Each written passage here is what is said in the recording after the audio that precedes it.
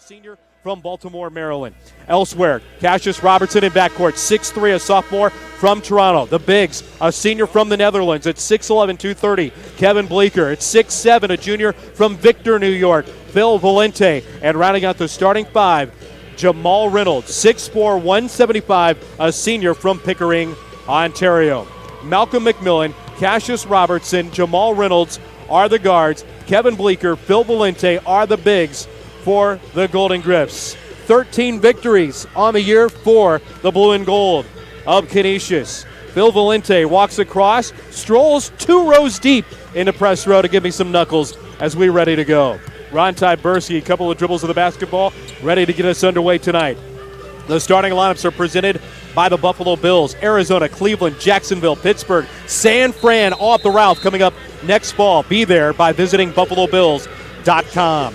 Dominic Robb into the center jump circle, lined up against Kevin Bleeker. Ron Tyberski over the MAAC logo at the center jump circle. Ball goes into the air, bodies fly, tap one by Robb, and we're underway tonight in Albany, New York. Hope you enjoy the play-by-play story as we get underway. From right to left, Purple Eagles work it. Fowler caught on the left corner. Bounce pass onto the block for Robb. Works one-on-one against Bleeker. Backs his way into the paint. Hook shot no good. Rebound around 2 solid white uniforms for the Griffs. McMillan, Reynolds, Bleeker, Valente, Robertson jogging up the floor from left to right. Right of the key, Valente with a tap in between the circles. It's McMillan driving over to the right wing. Got cut off by Fowler. Asked for a handoff. Reynolds through traffic to grab it and curls around to the top. Hands off to Robertson. Works it in between the point. Right hand dribble, waist high. Crosses over on the wing. Wants to drive in with 7 to shoot. Pivots around at the free throw line and got called for steps. A traveling violation on the Griffs. Cough it up. We're 42 seconds in. No score. Just underway tonight here in Albany, the 179th installment of Canisius versus Niagara. Traveling solid black uniforms accented in purple and white for the Perps of Niagara. Entry feed from Blackman, bounce pass out of traffic from Robb from the free throw line.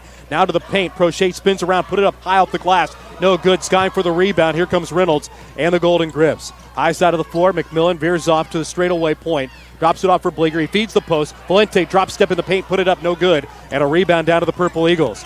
Still no score, a minute gone by. Fowler cut off with the pace. Jukes his way from the left wing to the top of the key. Tried to turn the corner and couldn't. Now steers it through traffic. Straight away, here's Barton on the wing to the free throw line. Near side, Blackman releases a quick 3. That pops out. Reynolds skies for the rebound. And a good box out against Barton to pull down the board for the Griffs.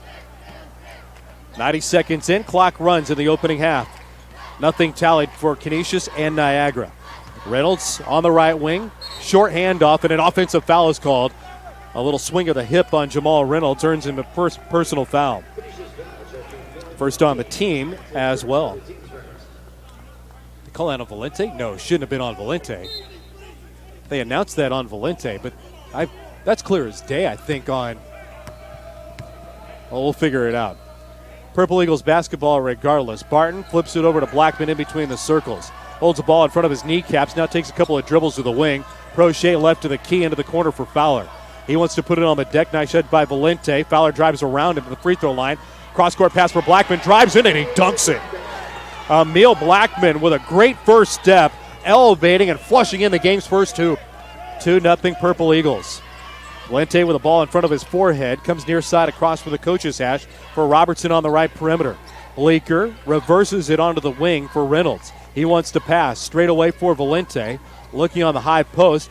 Instead fires a 3 and swishes the shot. Phil Valente from deep. Thought pass first, then elevation on the second. And he swishes the bucket to put the Griffs in front. 3-2. Took 2.5 minutes, but the Griffs are on the board. Entry pass intended for Prochet, intercepted by Robertson. Here comes Canisius, jogging up the floor. It's McMillan driving into the paint, kick out in the right corner. Robertson steers the dribble up to the point. Now in between the rings, McMillan works a right-hand dribble, crosses over to the left. Now crosses again to the free throw line, jump pass right corner. Robertson a 3, got it! Cassius Robertson follows up Valente's 3, and it's a 6-2 Canisius lead. 3 minutes into the ball game. Good start despite a slow start for both of these teams once the shot started to fall for the Griffs from downtown. Blackman works a waist-high right-hand dribble, high post speed for Robb, catches, got pinned underneath the bucket, tries it up and under move, put it up with the right hand, no good, tap up into the air, missed it by Barton, and Bleeker controls the rebound. On the kick out, here comes McMillan. Drives to Barton, got cut off at the left elbow. Curls around out of traffic, now works the dribble in front of the Purple Eagles bench. Stops for a moment, hesitates the shot. Keeps it on the perimeter with Reynolds with 15 to shoot. Bounce pass, short corner, left side of the floor. Valente spins in, got the shot away. He got fouled and will go to the line. Phil Valente trying a drop step on Chris Barton.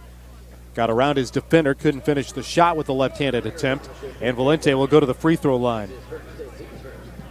Barton with his first personal foul, the team's first as well. Phil's been a good free throw shooter throughout the course of the year. 78% on the season, just a tick under that in league play. A product of Aquinas Institute in Rochester, New York, after growing up in Victor. Ready to heave the first forward. A couple of soft dribbles, a spin to the basketball, left-handed release, and swish on the first toss. Phil had 15 points, 5 rebounds, and 3 assists against Iona on Sunday afternoon when the regular season concluded. Second shot in the air, that's nothing but net as well. 5 early points for Canisius from Phil Valente, building an 8-2 lead. Full court press, thrown away, picked off by McMillan. His put-up wouldn't go. Robertson cleans it up. His shot wouldn't fall either, and Dominic Robb pulls down the rebound. Robb to the near side of the floor. Fowler accelerates up the deck. Stopped at the free throw line outside Barton. Drives in with the left hand, got down the left side of the lane, threw up a wild shot. Pulled off the side of the rim by Bleeker. Up the floor for McMillan. Whips it forward to Reynolds. Jamal jogs in to the wing. Robertson to Bleeker. 3 in the air and got another one. The third three-point field goal for Canisius forces Niagara to call a timeout. Chris Casey pops off the bench, meets his team out near the elbow, pleading with them to come out and defend the perimeter. 3 threes have fallen. Bleeker got the most recent. Valente had the first, and Cassius Robertson most recently, bringing us to a stop of the action and a timeout on the floor. 15:50 left to play in the opening half. Canisius 11, Niagara 2 on the Golden Griffin Broadcast Network. 7th at the Times Union Center in Albany, New York. There was a lot going on in and around the Times Union Center, including the Hannaford Mac and Cheese Festival, where you have the opportunity to sample gourmet mac and cheese dishes, as well as a variety of craft beers from the area. Along with the festival is the annual Bounce to the Arena, as well as the Band Jam featuring pep bands from the schools of the Metro Atlantic Athletic Conference. It's better than I thought. The 2016 MAAC Basketball Championship is something that you need maybe? to experience live. Get your tickets today. Scattered.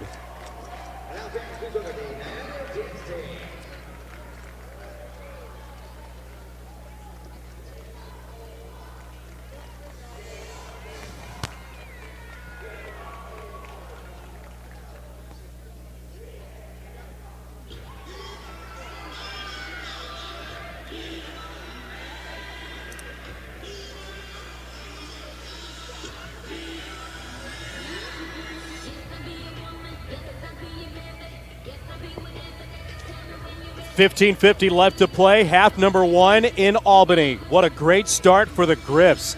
Took a little while to get the diesel engine revved up, but once the motor started to run, this baby's humming. An 11-0 run over the last 105 seconds. Emil Blackman had the game's first points when he drove through the lane and dunked it. Since then, 3 threes and a pair of free throws, helping the Griffs jump in front 11-2. We're 4 minutes and 10 seconds in. Thanks for joining us no matter where you're tuned in today.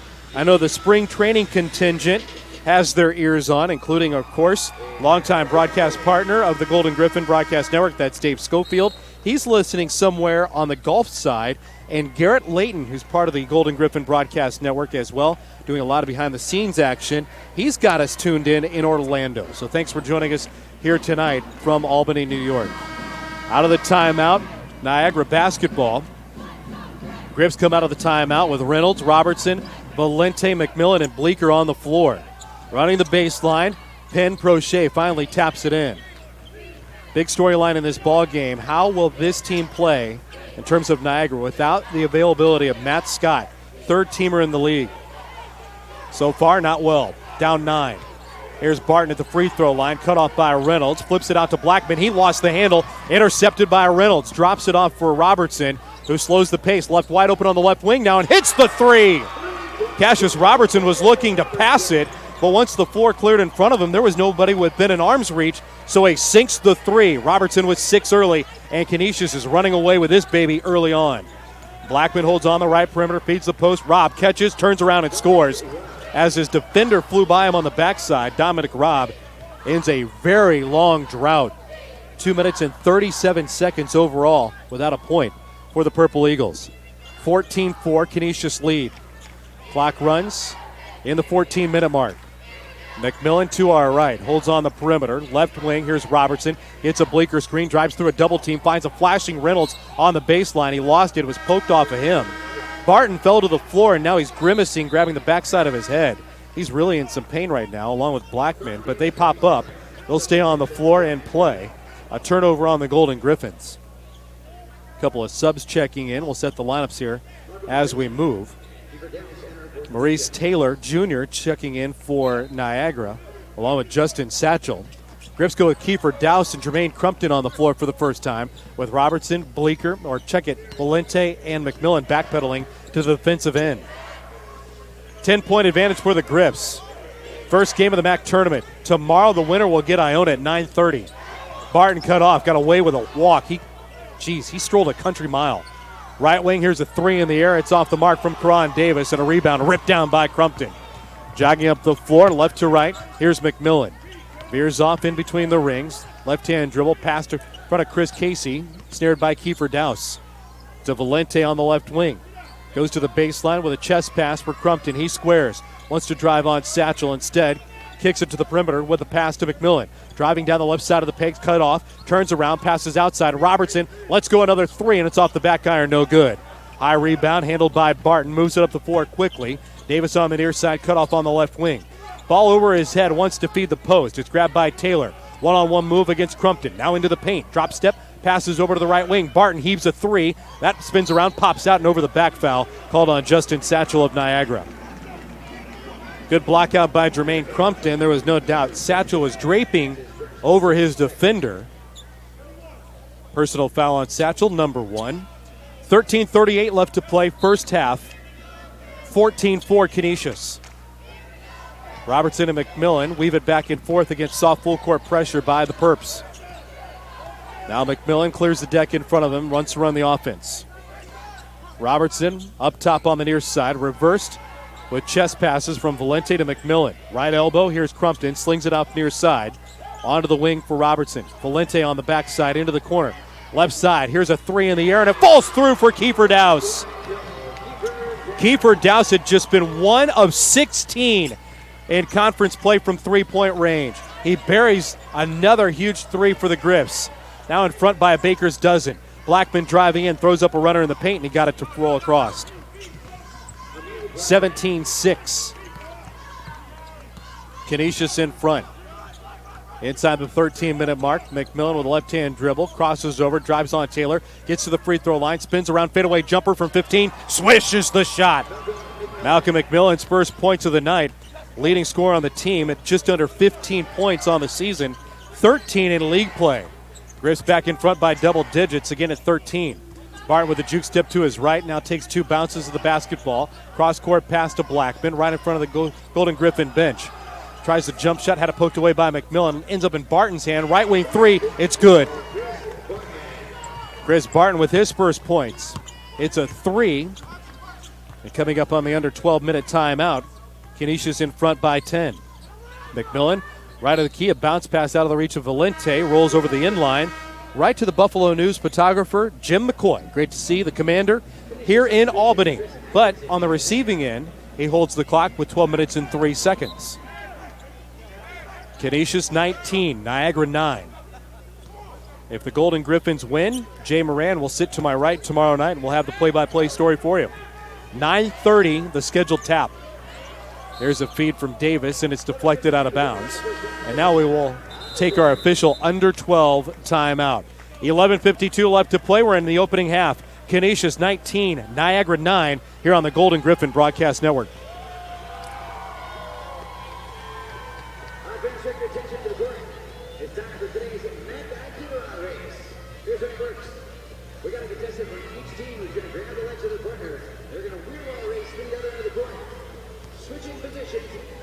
At midcourt, at the baseline, but each can grab a ball, throw back, and make a layup. First pair to make both their shots within tapping is going to receive a set of MAAC prize packages. This is John and David. Raise your hand, John and David. And Victoria and Megan. Who's rooting for the boys? Who's rooting for the girls? That's everybody. On your mark, get set, go.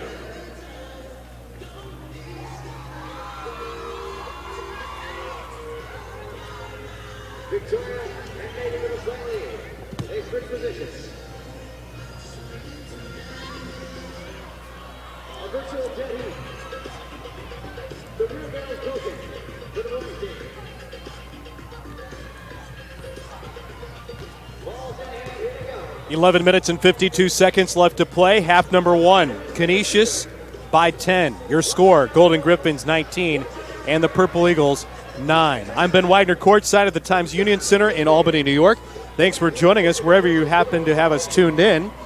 I don't know if they're actually listening, but they favorited the tweet. So Mark and Alicia listening in Buffalo, thanks for having your ear on. Mentioned that we're at the under 12 media timeout and a great opportunity to remind you the Canisius Blue and Gold Fund is the official fundraising effort for the Canisius Athletic Department.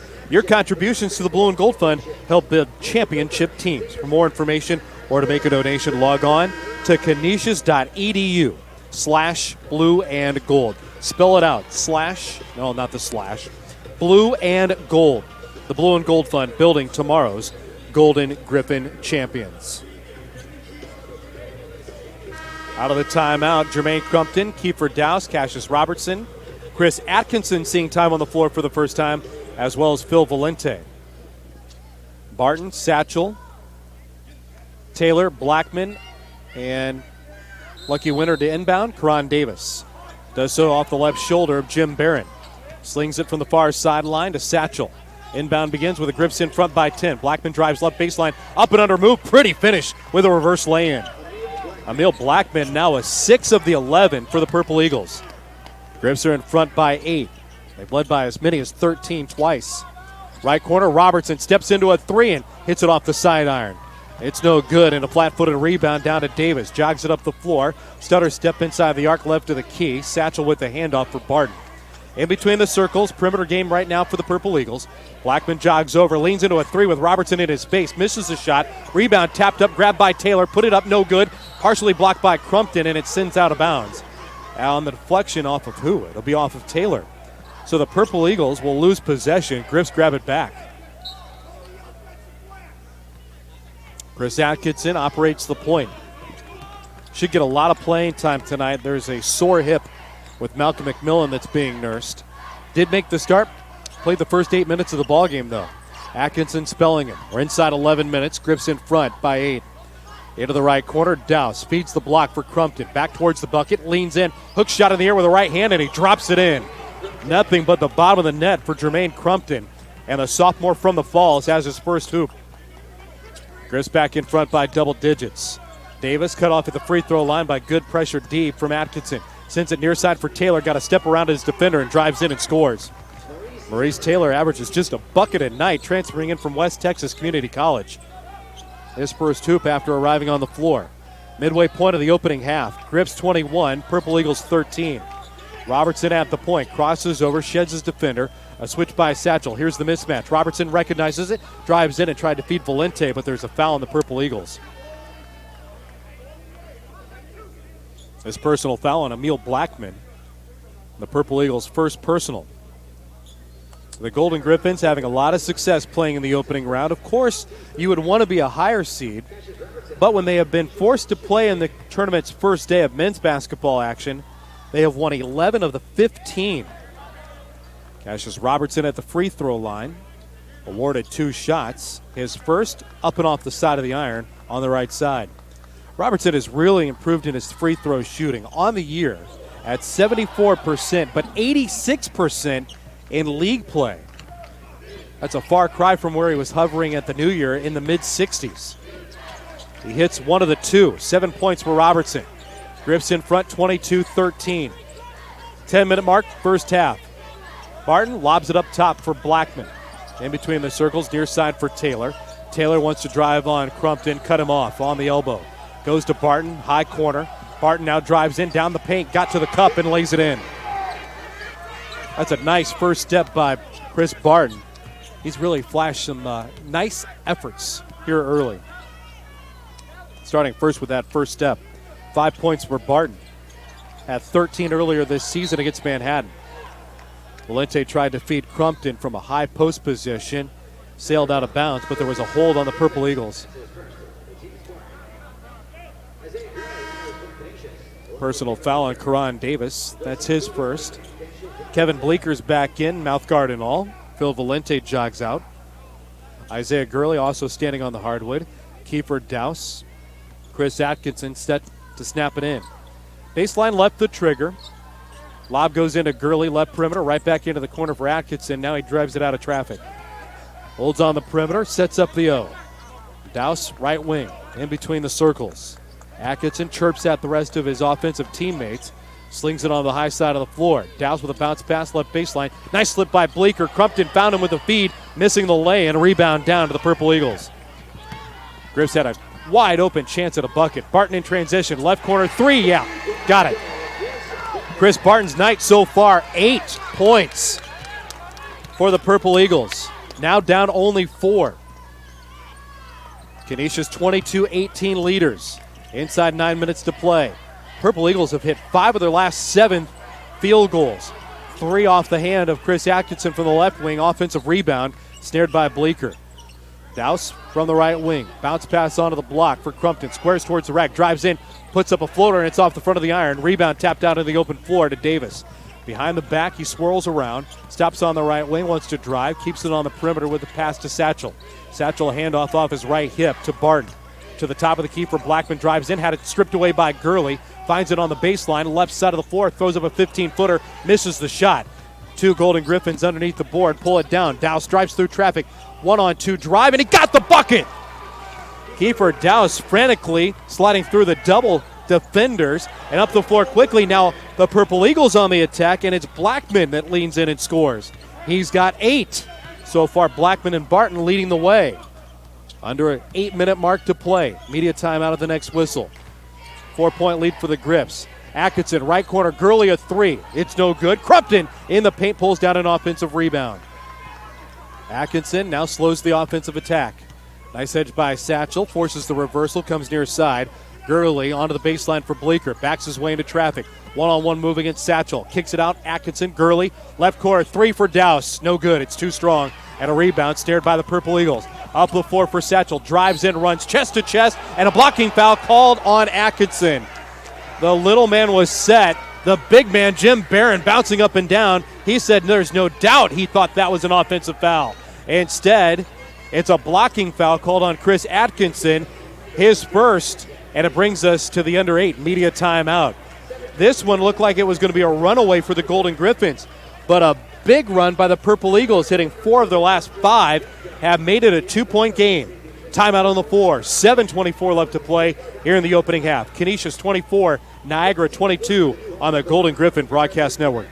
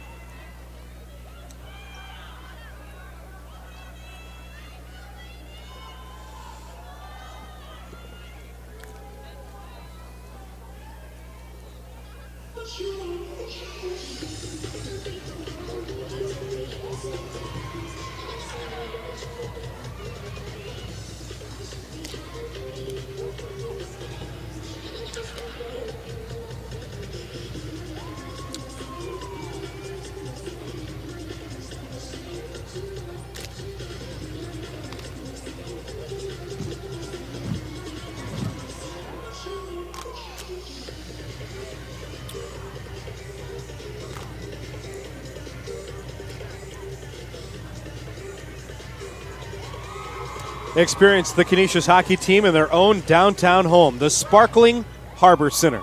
The Griffs are starting their stretch run towards an Atlantic Hockey Championship tournament. It starts, well, right now. The team has home contest, and you can find out more by calling the ticket office at 716-888-TIXX or log on to gogrips.com. That's the Canisius ticket office, 716-888-TIXX, or go to gogrips.com for more information. I'm Ben Wagner here in Albany, New York, the Times Union Center. The backdrop tonight for our play-by-play story. 7:24 left to play, half number one. In 105 seconds, the Golden Griffins went on an 11-0 run, but most recently it's been the search from the Perps to erase a 13-point deficit and pull within two. Canisius 24, Niagara 22. Free throws for the Purple Eagles coming out of the timeout. Chris Atkinson, Kiefer Douse, Jermaine Crumpton, Kevin Bleeker, and Isaiah Gurley stand on the floor for Canisius.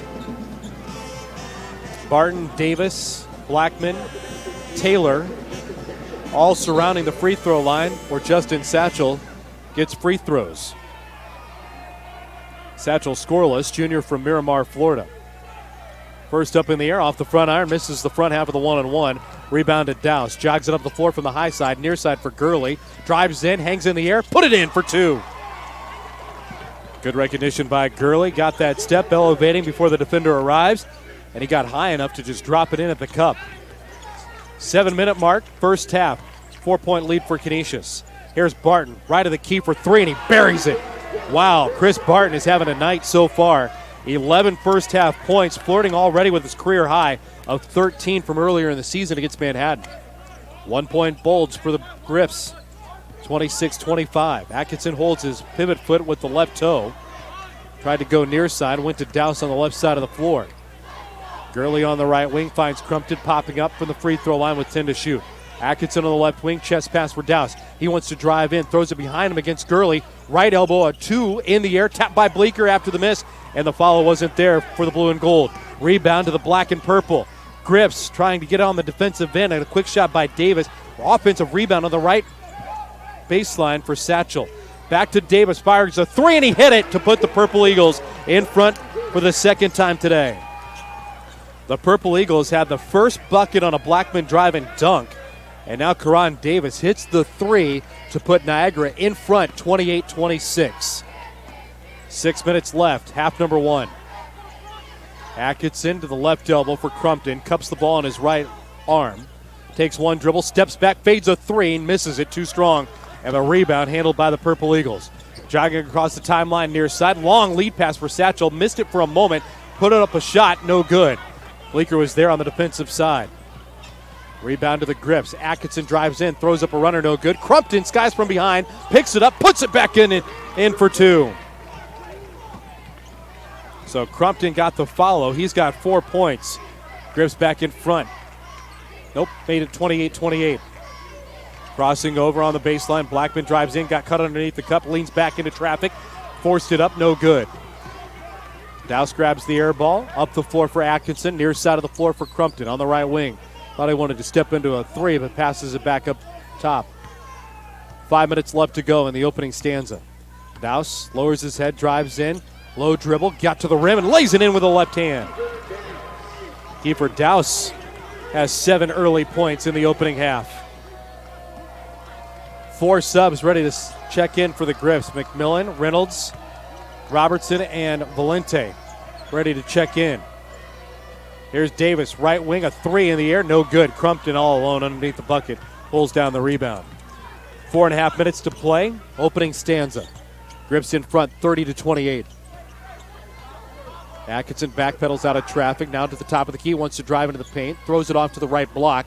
Crumpton with his back towards the rack, fades away, a jumper, misses it from 8. Gurley taps the rebound to himself and pulls down the offensive board. Now Jim Barron flexing his fingers back toward him, saying, bring it out, wants to run a little offense. 4:05 on the clock, blinks downward. Gurley, right wing, three, yes! Off the right wing, Isaiah Gurley pulls the trigger, and he hits it. 5 points for Gurley, 5-point lead for the Griffs. Barton out of the left corner, answers back with a three of his own. Chris Barton feeling it in the opening half here in Albany. 14 points and a new career high for Barton. Back to a 2-point lead for Canisius, 33-31. 3.5 to play, opening half. Douse into the right corner, jab step against Davis. Keeps it up top, on the wing. Crumpton with a quick pass back to Douse. Crosses over, got down the right side of the lane, holds the pivot off the block with 4 to shoot. Atkinson heaves it towards the rack, off the back iron, no good. Skying for the rebound, Gurley pulls it down, leans back in with a one-handed shot and misses it from the lane. After the air ball, Davis runs it up the floor for the Purple Eagles. Against traffic, Gurley was in motion, and there's a blocking foul called on Canisius. Brings us to a stop of the action with 3:09 left to play here in the opening half. We've got a timeout on the floor. Your score at the media stop. Canisius 33, Niagara 31. This is the Golden Griffin Broadcast Network.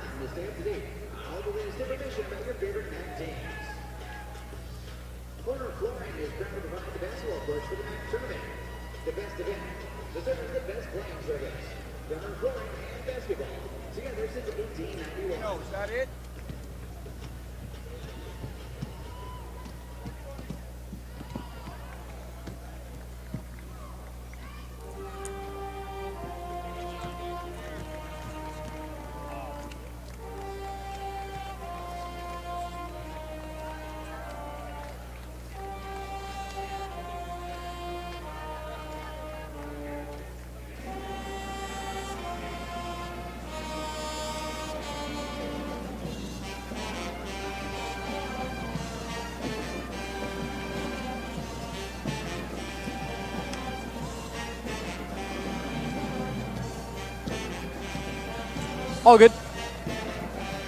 Thank you.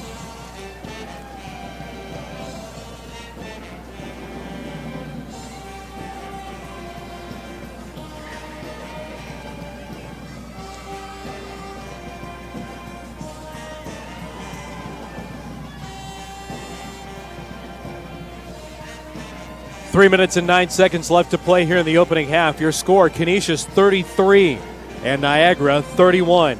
Today's game brought to you by Jostens. Jostens is the official championship ring provider for Canisius Athletics. They've been helping people preserve history with yearbooks, class rings, and so much more since 1897. For more information on Jostens, look them up online at jostens.com. Subs on the floor for the Griffs. First time into the action, Cassidy Ryan, Cassius Robertson, Jamal Reynolds, Malcolm McMillan, Phil Valente, all starters, and returning to the floor for Jim Barron, who has had his success against the Purple Eagles in his coaching career. All time, whether it be St. Francis, St. Bonaventure, at Rhode Island, or Canisius, 19-3 against a Niagara men's basketball team. With 3:09, his Griffs in front by 2, 33-31. Purple Eagle basketball. Davis to trigger it in, goes to Blackman in the left corner. Jab step against Jamal Reynolds, who picks him up in a man-to-man D. Off to the baseline. It's grabbed by Prochet. Perimeter game from Blackman over to Barton in front of the Griff bench. Feed to the block. Grab made by Taylor. Now works it out of traffic and lost it off his hip, but it's picked up by Davis. Leans into a three off the right wing and buried it. His feet just beyond the three-point arc. He'll hit his second three-point field goal of the game and put Niagara in front by a point. 34-33. Griffs to our right, trying to get the lead back with a hoop. Cassidy Ryan, his first touch. Puts it on the deck twice, cups it with a handoff to McMillan. Valente into Ryan, point-blank pass to Reynolds across the lane on the kick-out. Valente left to the key for three. Ring it up! Phil Valente hits his second three, and a whistle with the ball escaping official, and on the inbound, Prochet and Davis have to trigger it back in. Valente heaves the three. He hit it. Grips back in front by a deuce. 36-34. Purple Eagles with Davis on the left perimeter. Working the dribble on the Times Union center floor logo. Blackman pops up right side of the floor. Waist-high dribbled it off his foot, but got the handle right back. Man-to-man D by the Griffs. Taylor to Davis out of the high corner left side of the floor. 5 to shoot. We're inside 2 minutes. Davis wants to drive. Fade away off the left baseline. Airballed everything. Offensive rebound picked up by Prochet, but they're going to wave it away. That's a good call because it was an air ball. Despite Prochet getting that ball on an offensive rebound, it didn't draw iron. So it's a shot clock violation, and the Griffs get the ball back with a $1:50 play. Griffs lead at 36-34. Soft pull court pressure applied by Niagara. McMillan just steps right through it. He holds right in front of us. Second row on the press side. Reynolds, Robertson, McMillan with a game of catch around the perimeter. A dozen to shoot for Canisius. On the right wing, bounce pass into the corner for Reynolds. To the right elbow for Ryan. Fakes around his defender. Puts up a teardrop with the left hand and sends it through. Cassidy Ryan with a game's first hoop. Sophomore from Mississauga gets the Griffs in front by 2 buckets. 1:12 remaining, half number 1. Canisius 38-34 leaders. Purple Eagle ball. Bart with a bounce pass left baseline. Prochet dribbles against Ryan. Now across the arc, dribbled it off his foot and out of bounds. Canisius ball. And Ryan claps in front of the face of Marvin Prochet. Your shake and bake didn't work. He gets the ball back for his team with 1 minute even to play, half number 1. Coming up at the break, we'll visit with Bill Maher, the athletic director of Canisius College. We'll talk about today's announcement, a 3-year extension for the head coach, Jim Barron. All that and more coming up at the break. Griffs in front by 4. 30 seconds in between shot clock and game clock, a dozen to shoot. Valente through traffic. Teardrop with the left hand, falls through. Point blank range, that's the first one they hit inside the arc. 10 first half points for Valente. Griffs in front by 6. 3 seconds in between shot clock and game clock. Griffs on the defensive end with Blackman curling around from left to right. Bart now in between the circles. Drops it off for Davis. Karan to Blackman. Heels on the center jump circle with 10 to shoot. Picked up by Reynolds defensively. Angles off to the right, drives to the left. Here's Blackman driving down the lane, throws it up and got it. 10 first half points for Emil Blackman. 4-point lead for the Griffs. As time expires, a heave from half court. It's no good. As the horn sounds, halftime arrives for Canisius and Niagara. We have reached the intermission going back and forth, but Niagara a couple of moments away from being blown out of this building, fighting back from 2 13-point deficits, going on a big run from the back of Emil Blackman and Chris Barton, already with a new career high in the first 20 minutes. 14 first half points, getting the Purple Eagles right back in the ball game. Your halftime score is this: Canisius 40, Niagara 36. And when we come back, our halftime conversation, a look at the halftime statistics, and a little bit more here from New York State's capital, Albany, and the Times Union Center right after this on the Golden Griffin Broadcast Network.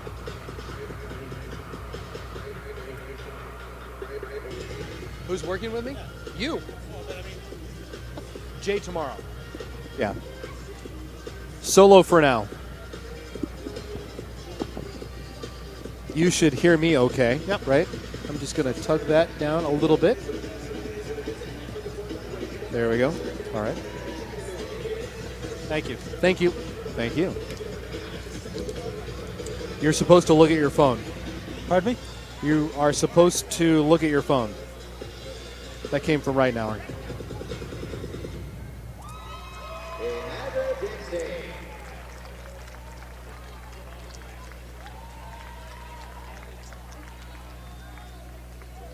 Give me my notes. Ah. And now fans, please welcome to the floor the Canisius dance team.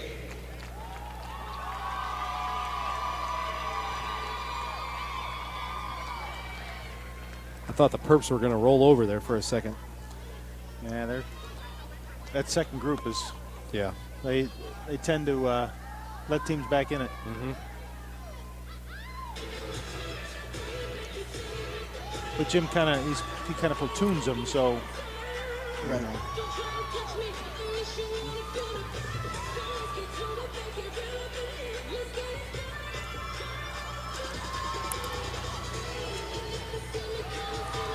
Thanks for joining us from Albany, New York. It's the opening round of the 2016 MAAC Men's Basketball Tournament. And here tonight, a little bit after 7 o'clock, we got underway with the story. And early on, it was really good for the Golden Griffins. Twice leading by 13 points. Came out shooting the ball really well, which they've done for the first 20 minutes at nearly 48% on the strength of 7 3-pointers. But Niagara has hit 6 from beyond the arc to draw themselves back within our halftime score of Canisius 40 and Niagara 36. Bill Maher is the athletic director of Canisius College. He joins us here courtside. I always have to get a perspective of an administrator at these conference tournaments because there is so much happening, from duties that presidents, senior administrators have, of course, the athletic directors. Do you ever actually get a chance to kick back and enjoy what happens around the actual performance of student athletes and the coaches? Well, you always have a chance to watch the games, of course. I mean, that's why we're here, but there are a lot of activities around it. We have meetings. There's all the vendors are in town for these meetings and for the games, excuse me, and we'll have a couple meetings over the course of the weekend as well. So it's a working period of time out of the office, but still get to watch the games. And I think that, I was thinking about it today with our women's game, and I was down here watching them play. It's for some of these kids, it's somewhere over the course of the weekend, it's going to be their last game, and it's fun to watch them compete, and the seniors really dig in and try and give their best effort when they know it could be the last 20 minutes of their career. So that's what's always been fun about the tournament and one of the enjoyable parts of it. I'll follow up that the women's basketball team had a chance to win at the buzzer early this morning. Yes, this morning, 65-64. Niagara slips by. Crystal Porter had a shot at the buzzer. Maria Welch, a fantastic freshman. Talk about seniors. How about some of the freshmen kind of emerging? She finished the ball game with 20 points. Crystal had 13 points, 9 rebounds, 7 assists, and 3 steals. But Terry Zay's ball team falls just a little bit short again earlier this morning. 65-64. Niagara moves on. It's round 2 against the Purple Eagles in this facility today. Griffs in front 40-36. You mentioned all the vendors and meetings and things that are happening today.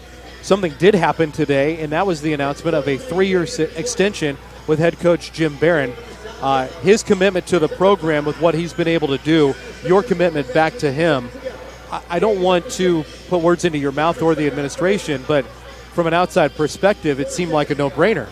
Yeah, it was. I mean, we've been talking with Jim since the end of last year to try and nails things down, and he was very relaxed about it and wanted to be at Canisius, and we certainly wanted him to be a member of our program, and he's done a fantastic job, and his staff has done a great job. When you look at the fact of the matter is, we've had the first 3 years of his term here, we won 59 games. We started out this year having a great run early, and we did. At the end of this kind of season, we slid back a little bit and a little disappointed with where we finished the season from where we started it. But overall, what we look at is what have we accomplished over the long period of his time, over his 4 years here. You look at the development of the players. You look at what we've been able to accomplish, not only in wins and losses, but in how the team has played and the competitive level that we've been at.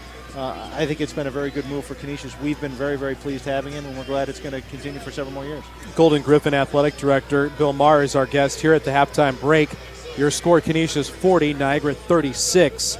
One thing about Jim Barron, and not only trying to win and instill further advancement of his student athletes, one in the classroom and then beyond the classroom when they go into their daily lives after leaving the Golden Griffins, is his real feel for the program overall and his excitement that he wants to have within the building as well. And I think you started to see some ripple effects of that, because early response to season ticket holder renewal has been outstanding, and I know that'll be a big initiative coming up as well for the athletic department to continue to move things forward for the program and generate a lot of that excitement to keep it moving forward. It has. I mean, we're very pleased with the fans who have renewed early for us.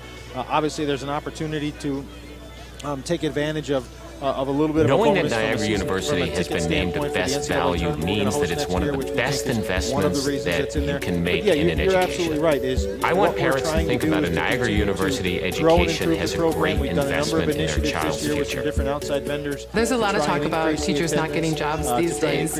Our students are getting jobs. We have schools calling us asking for our most recent graduates, which is very exciting. Our success depends on the students' success at Niagara University. We want you to be the best student that you can be. That came up to me after the Want to achieve more than you ever thought possible? At Canisius College, you can. A Canisius education is packed with extraordinary opportunities like top-level scientific research, global service experiences, and real-world connections. Want to intern at a Fortune 500 company? Want to get into the best medical and law schools? Want to be a champion for social justice? You can. The NCAA here. line there. An email will be sent out March 9th about that. So to continue the tease, dangle that carrot, if you will, there is more information coming within the next week about all that information and the bonuses to get NCAA tickets. Yeah, timing is everything. As we sit here listening in the arena to the Charles Barkley March Madness commercial. But the 2016 tournament hasn't started. We're already working on 2017, which is, I think, it kind of explains how important the event is and how important it is to Western New York. But we've already begun our process and working with the arena for planning for 2017, and that ticket sale process starts in March of this year. The NCAA, so all of those folks who have purchased tickets before or are Canisius season ticket holders, Blue and Gold Fund members, they will be receiving, their email has already been sent to the NCAA, they will be receiving an email opportunity to purchase those tickets in the pre-sale window, which will happen from about March 1st. It'll come out on March 9th to about May 31st. So they'll have the opportunity to purchase the tickets for the games. It'll be a general ticket. The seating locations will be determined later in the year, and we'll send the tickets out, I think, in probably about February of 2017. But those bonus points for people that have been season ticket holders at Canisius, they will get bonus points for all of those years. For people who renew early, if you're a Blue and Gold Fund member, all of those things add up to hopefully improving your seating location when we get our allocation of tickets. And of course, you're already in the house for every Golden Griffin event. Right. Yep. And that's the opportunity again to just continue to bring more people in to experience what is really a very, very good brand of basketball. It's fun, exciting, competitive basketball, and our conference, they're evenly matched teams, and I think our kids go out and perform and put an effort out there for our fans every night. Thanks for killing some time here at the half with me. Happy to do it. Appreciate all your work this year. Thank you very much. I loved every moment of it, and maybe the few that are in front of the Golden Griffins. That's Bill Maher, the athletic director of the Golden Griffins and Canisius College. We thank him for his time. We need to take a timeout. Your halftime score, Canisius 40, Niagara 36. Back with stats after this on the Golden Griffin Broadcast Network.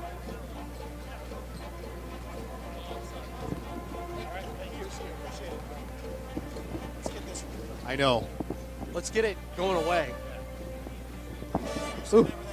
No, never.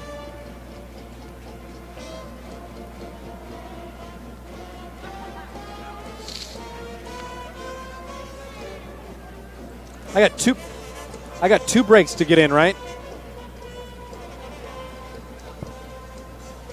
All right. Yeah, I can get in. It's no problem.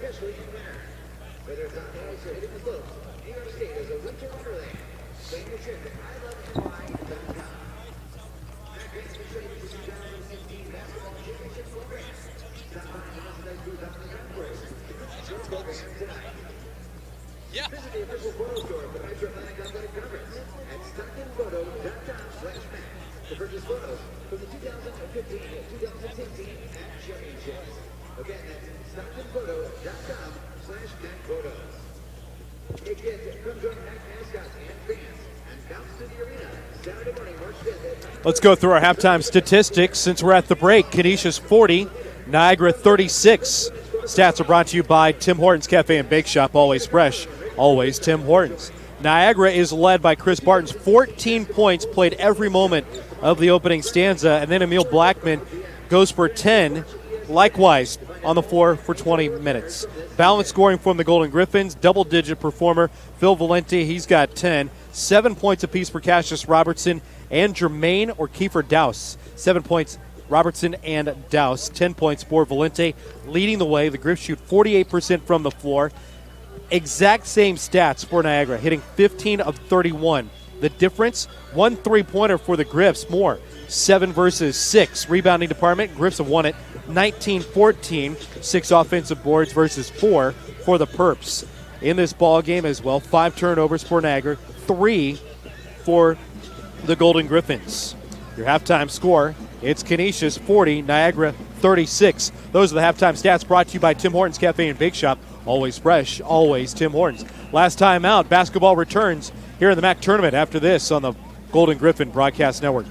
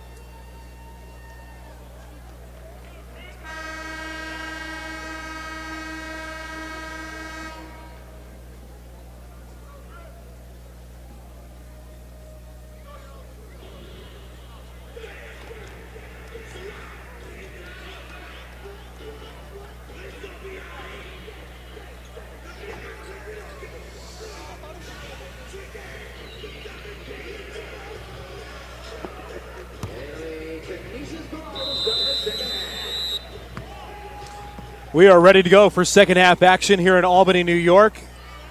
The Metro Atlantic Athletic Conference 2016 men's basketball tournament continues. Griffs basketball with a 40-36 lead here tonight. Round 1. The winner gets Iona tomorrow night at 9:30. Out of the halftime break, Griff basketball, free throw line. Here's Valente, turnaround jumper, good from 15. Valente, the Golden Griffins' leading scorer, now with a dozen. 42-36, Canisius in front. 30 seconds into our second half.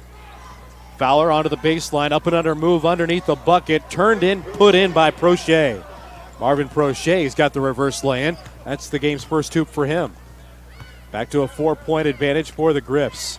Left-hand dribble by McMillan to Reynolds on the floor with Robertson, Bleeker, and Valente, the game starters. Robertson with a waist-high left-hand dribble, hands off for McMillan.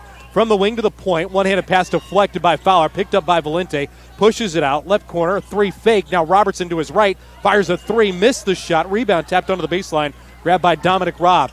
Valente nearly had an interception. It ends up in the hands of Barton, dribbles it up the floor, held it for a moment, now clears the deck in front of himself and settles things down. Fowler at the point, gives it up, looks it off to Blackman. Left corner, here's a 3, and Prochet got another one. Marvin Prochet with the game's first 5 points for the Purple Eagles. 1-point lead now for the Griffs, 42-41. Canisius looking for their season's 14th victory on the year, came in as the number 7 seed. Bleeker at the top, bounce pass to Valente, straddles the free throw line, squares on Prochet, leans in with a left hand, set it on the top of the iron. Offensive rebound pulled down by Reynolds, a shot blocked away by Prochet from behind, and the Purple Eagles have the basketball. Jogging left to right, feet up the floor. Blackman had it stripped by Robertson, then had knocked away from Cassius. Ball rolls into the corner, and it's out of bounds on who? going to be Golden Griffin basketball. That's the good news. Last touch after that was poked away. Chris Barton in the corner along with Canisius Robertson. And the road uniforms worn by Niagara here on this neutral floor. Solid black trimmed in purple, letters and numerals, accented with white. Ice white unis for the Golden Griffins, two-tone shoes. Bright gold and white as Malcolm McMillan jogs it across the timeline. Holds on the near perimeter, now off the left wing, left to the key, gives up the dribble. Fires a fastball into the lap of Robertson. Rips his dribble from Blackman, off to the left baseline for Reynolds. Pinned in a double team, wants to pass. Up top, McMillan leans into a three. That rattles around and pops out. No good. Rebound to Barton, up the floor. Blackman with a one-handed catch on the left block. Leans in for the lay-in, missed the shot and everything else. And the air ball pulled down by Valente. Up the floor for McMillan, had it knocked away by Fowler. Works a one-hand dribble up the floor, bounce pass to Reynolds, leans in, and he's fouled from behind by Dominic Robb. Personal foul on Dominic Robb, holds the clock. 17 minutes and 18 seconds. 1 point game here in the second half. Canisius 42, Niagara 41. Reynolds will be at the free throw line. Niagara personal foul on somebody. Missed it. Meanwhile, more importantly, Jamal Reynolds has his first points. Free throws up and good. Just 52% on the season. Averaging 6 points and 6 rebounds since jumping back into the starting lineup. Reynolds evaluates the second with a right wrist that's heavily taped. Hits both free throws. Grips in front by a trifecta. 44-41. Inbound to Fowler. Pinned in a double team. May have gotten away with a travel. Slipped it out of traffic. Up the floor for Blackman on the right wing. Drives in. Had a little bit of a push against McMillan, who's called for a block.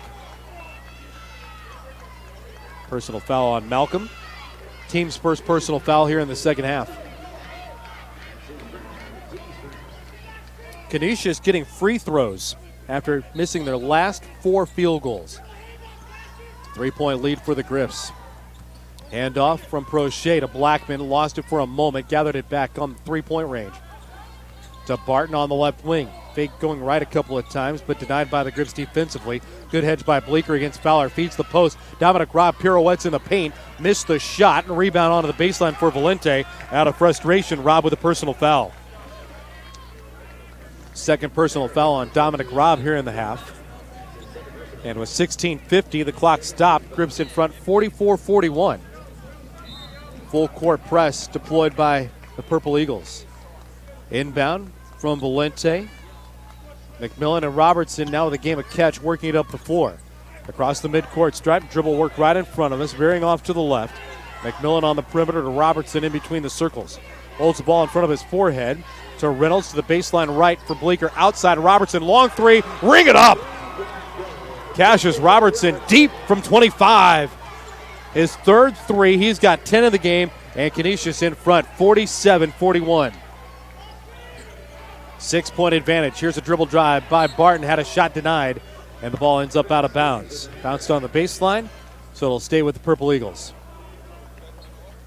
21 seconds left on the shot clock. Spot inbound baseline left. Cameron Fowler to trigger. They're stacked up around the left elbow. Now motion begins. Fowler snaps it in. Quick jump shot in the air, and it's good from Emil Blackman. That's a 2-point field goal from 17 off the left baseline for Blackman. He's got a dozen. And once again, into double-figure scoring for the 15-point game, 15th straight game. Now a 4-point game. Media timeout at the next whistle. Here's Robertson, right wing of three. It spins around and pops out. Rebound to Prochet. Here come the Purple Eagles. Griffs in front, 47-43. Prochet drives around Valente into the paint, drops it off for Robb, and he's there with a two-handed jam. Dominic Robb with a defender off his left shoulder. Moved his body mid-air and went to the right side of the rack and flushed it in. 15 and a half minutes to play in regulation. 2-point lead for the Griffs. Robertson drives in the right corner, now hands off to McMillan. Jab step to his left, drives to the free throw line, throws it off to Reynolds, drives in, got the bucket, and a foul. Jamal Reynolds explosively driving on the left baseline, set up a good angle at the point of the rim, dropped it in for the bucket. He'll get the foul and bring us to a timeout on the floor with a free throw when we return. 15 minutes and 20 seconds left to play in the second half. Your score, Canisius 49, Niagara 45 on the Golden Griffin Broadcast Network.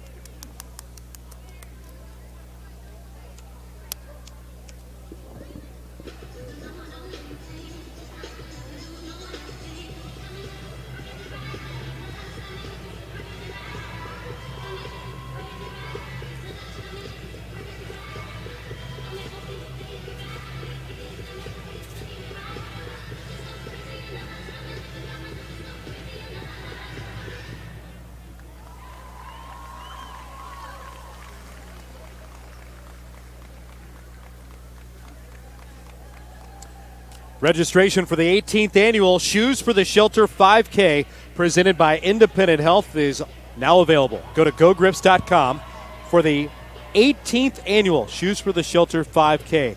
A great event that will once again take place around the streets surrounding the Canisius campus. Sunday, April 10th.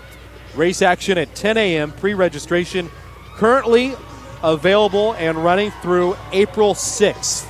So 1 month to get your body tuned up and ready to go. 18th annual Shoes for the Shelter 5K. Great event brought to you by Independent Health. 2016 Metro Atlantic Athletic Conference men's basketball tournament opening up here on this Thursday evening at the Times Union Center in Albany. I'm Ben Wagner. Whatever medium you're using to join us for Golden Griffin basketball, thanks. Score out of the timeout with Canisius trying to extend it. At its current state, 49-45, Golden Griffins. Jamal Reynolds with the bucket, now trying to complete the harm. Right-handed shooter, releases, swishes the shot. He's 3 for 3 at the free throw line. That right wrist is pretty heavily taped, but didn't deter any shot tonight. 5 points for Jamal Reynolds. Here's Fowler on a breakout, drives the length of the floor and lays it in for 2. Griffs got themselves caught asleep at the switch. Right over the top of everything. Breakout bucket makes it a 3-point lead for the Griffs. 50-47. We're 5 minutes into the second half. McMillan with a waist-high right-hand dribble. Veers off to the right. Short bounce pass to Robertson. Toes on the arc on the right wing. Drops it to the block. Valente spins quickly to his left. Leans in. Forces it up. No good. And a rebounding foul underneath the bucket. The personal foul's on Canisius, I think. It is. Jamal Reynolds with the personal. Second on Jamal, second on the team as well. Bleeker subs out onto the floor for the Griffs, Jermaine Crumpton. Grabs both the laces on the ribbing of his trousers, has it knotted up. Griffs line up man-to-man, Purple Eagle basketball. A 3 can tie the game. Fowler to Blackman off the left elbow. Quick jumper in for 2. That's a 2-point field goal. And what release time for Emil Blackman, who's got 14. His body was still twisting towards the iron when he was catching and elevating.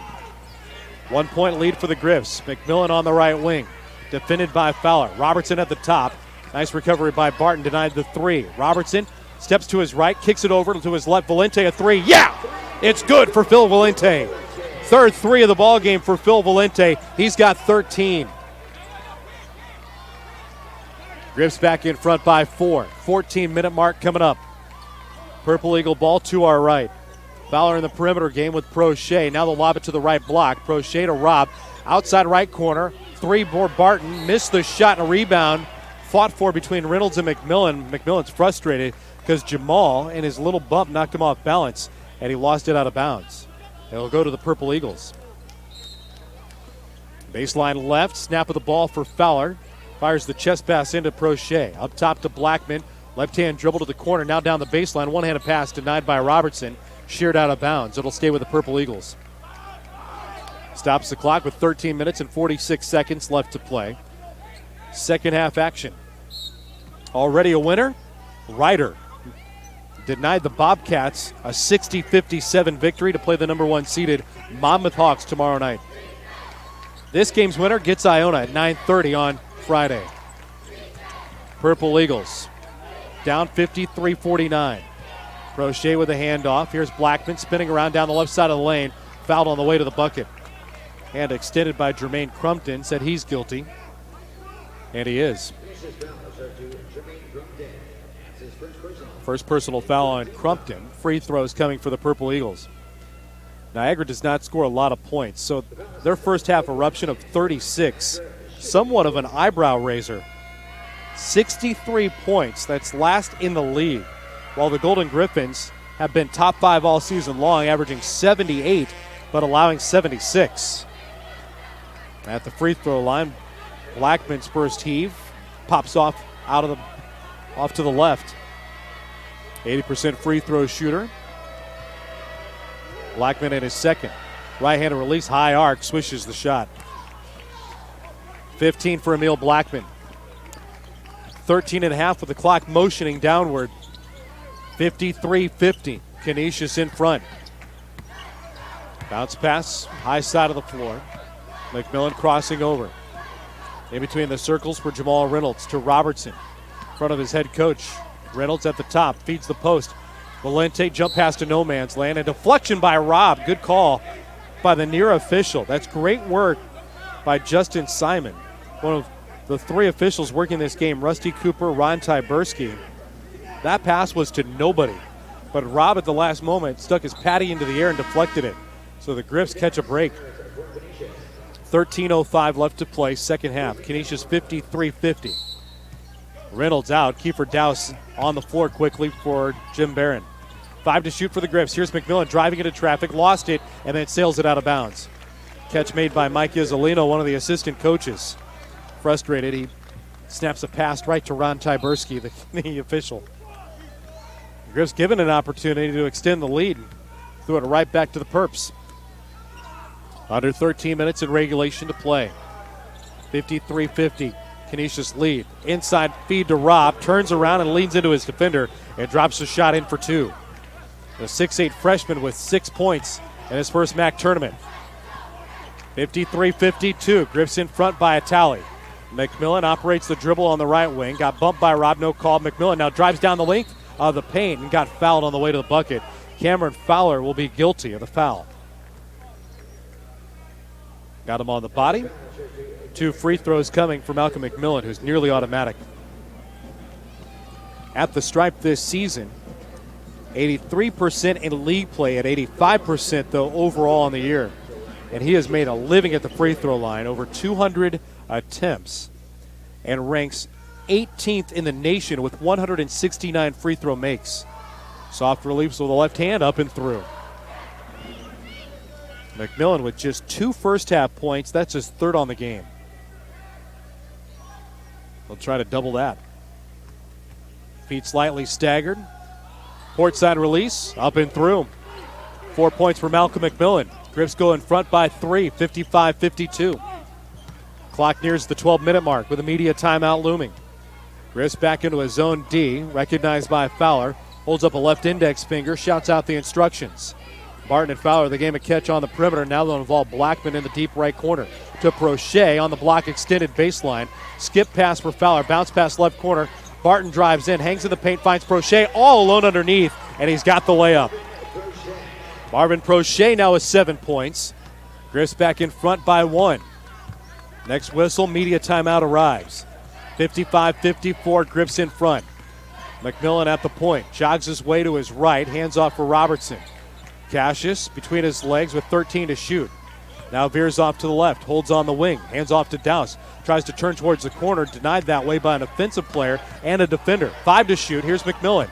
At the point, bounce pass Dowse. Heaves a 3 to beat the buzzer, drew iron. Rob's got the rebound after the miss. On the kick out, Fowler races into the front court.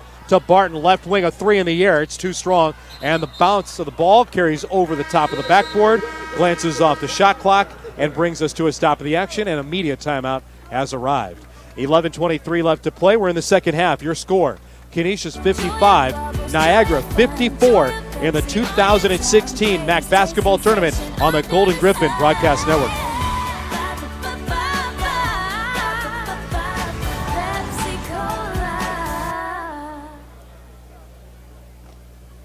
I love New York. There's no place like it in the world, especially in winter. Whether it's on the ice or hitting the slopes, New York State is a winter wonderland. Plan your trip at iloveny.com. The MAAC has exciting news. We've created a geo filter on Snapchat for the MAAC Basketball Championships. Use the filter and send your snaps to @MaxSports Albany.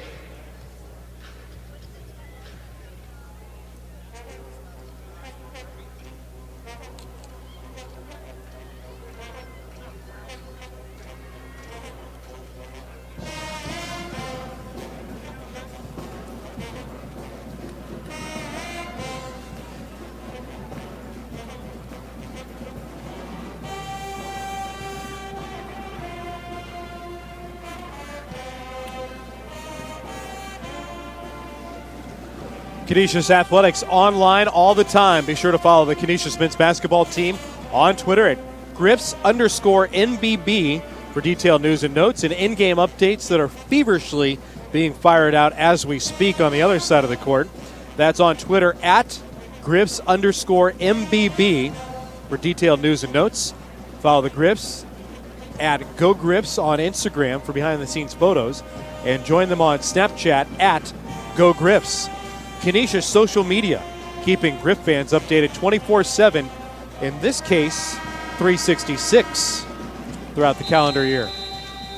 Albany, New York, the backdrop for the 2016 men's basketball tournament in the MAAC.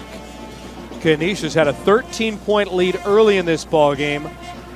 Quick strike by the Purple Eagles. 3 out of 4 were threes in the next 5 possessions for the Perps. Got them back into this ball game, and we've been slugging it out ever since. Canisius 55, Niagara 54. Lead has changed hands 5 times. We've been tied once. Niagara is dominating in the paint, 28 points around the iron. Out of the timeout, Griff basketball. Clock starts to move forward, nearing the 11-minute mark. McMillan near the center jump circle, dribbles off to his right. Finds Valente popping up right of the key. Near side of the floor for Kiefer Douse. Left-hand dribble picked up by Barton. Short bounce pass to Valente on the left baseline. Backs his way towards the block. Leans in with the left hand. Missed the shot. Was denied a little bit with contact. Rebound down to the Purple Eagles with another chance to go in front with a bucket. Karan Davis cut off on the left block. Outside to Emil Blackman. On the floor with Karan Davis, Prochet, and Barton. We'll set the Griffs lineup here in a moment. Prochet gives up the dribble to Barton on the right wing. Jab step to his right, now looks inside. Rob pops up at the top of the key to Davis. Spins around, fires a 25-footer from the left side and got it. A deep 3 for Karan Davis. He's got 3 from downtown for all of his points. And the Purple Eagles go in front by a pair, 57-55. Robertson, Valente, Douse, Ryan, and McMillan on the deck for the Griffs. Kiefer Douse in between the circles. Dribbles once, comes near side to Robertson. Catches on the Times Union center floor logo. To Cassidy Ryan with 5 to shoot. Back to Robertson. Hedged by Rob with 3 to shoot. Robertson got his defender in the air. Launches a 3, and it's wide left. Rebound tipped into the air, and it's pulled out of traffic by the Purple Eagles. Barton corralled it. Davis has it. Griffs down 57-55. Back on the defensive end. They work it inside to Rob. Rob against Ryan. Hook shot in the paint. Got it. Put it up with the right hand after backing his way from the left side of the lane. That's 30 points now in the paint for the Purple Eagles. On the attack, McMillan bumped on his way to the iron.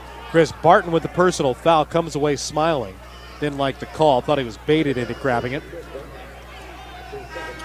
Second personal foul on Barton. 9 minutes, 30 seconds left to play in regulation. Now the officials come. Well, are they talking? What are they doing? Seems to be Cassidy Ryan is shaken up on the play.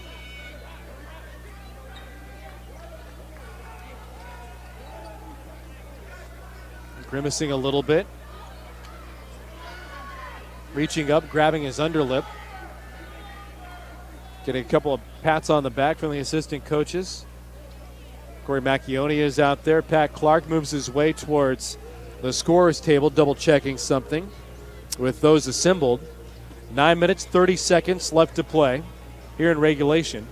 Niagara 59-55. Officials are looking at the monitor directly across the court from us, seeing if there was any intent on the contact. In case you missed it earlier in our halftime conversation with Bill Maher, we talked a little bit about it among many other initiatives that are happening with the Canisius Athletic Department. But the big news today, Jim Barron agreed to a contract extension.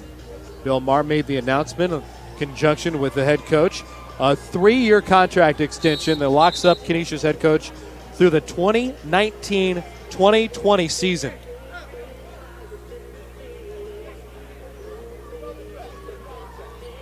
Common foul, they're going to say.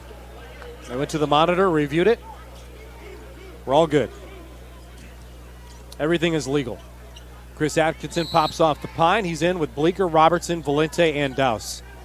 Quick trigger on the inbound. Griff set up the offensive possession. Trailing by 4 points. Robertson in between the circles, comes near side for Dowse. Off the left wing in between to the point. Bleeker off the right elbow, outside Dowse, pump fake to the free throw line, 15-footer. Off the front iron, no good. Tapped in the air on the offensive board. Valente tried to put it back up, and there's a foul underneath. Take your pick. Taylor was there along with Justin Satchel. Justin Satchel with the personal, and that's number 2 on the junior from Florida.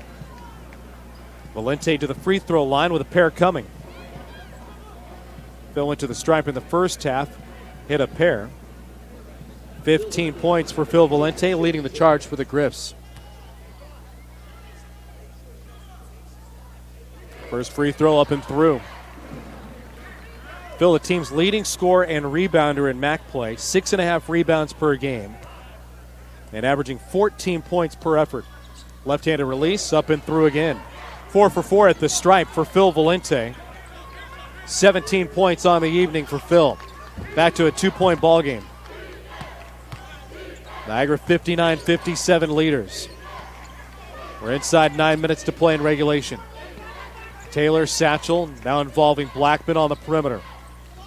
Purple Eagle ball. Barton denied the hedge of Valente. Steers it up top. Taylor on the left wing with 5 to shoot. 30 feet away from the bucket. Here's Blackman accelerating. Teardrop with the runner down the left side of the lane. Missed the shot off the front iron. Rebound to Valente. Here come the Golden Griffs. Atkinson cross-court pass right wing, caught by Robertson. Now to Valente on the handoff. Short pass right back to Cassius. Near side of the floor with a long pass for Atkinson. Left-hand dribble with 17 to shoot. Takes it from the wing to the point. Straddling the arc in the top of the key, Bleeker. A couple of dribbles with the left hand. Hand off to Cassius. To the free throw line, drives in, leans in, hit the layup for 2. Cassius Robertson had a quick trigger early in this ball game. He's into double-figure scoring. Plus that with this hoop here in the second half with a dozen. 8 minutes to play in regulation. Locked up again. 59-59. Niagara Canisius separated by only 20 minutes. Underneath, here's Taylor. Wide open lay-in, in for 2. Good catch and lean in by Maurice Taylor Jr., the junior from Massachusetts. Started his collegiate career at Community College in Texas. 61-59, Niagara lead. Media timeout at the next whistle. Bleeker to the right wing. Passes on the inside, and there's a travel. Or an offensive foul underneath. I thought Bleeker first traveled, but instead pushed off by Phil Valente underneath. That denies the Golden Griffins an opportunity to get a bucket. Brings us to a media timeout on the floor. Stop of the action, 7:32 left to play. Half number 2. Niagara 61, Canisius 59, and a timeout on the Golden Griffin Broadcast Network.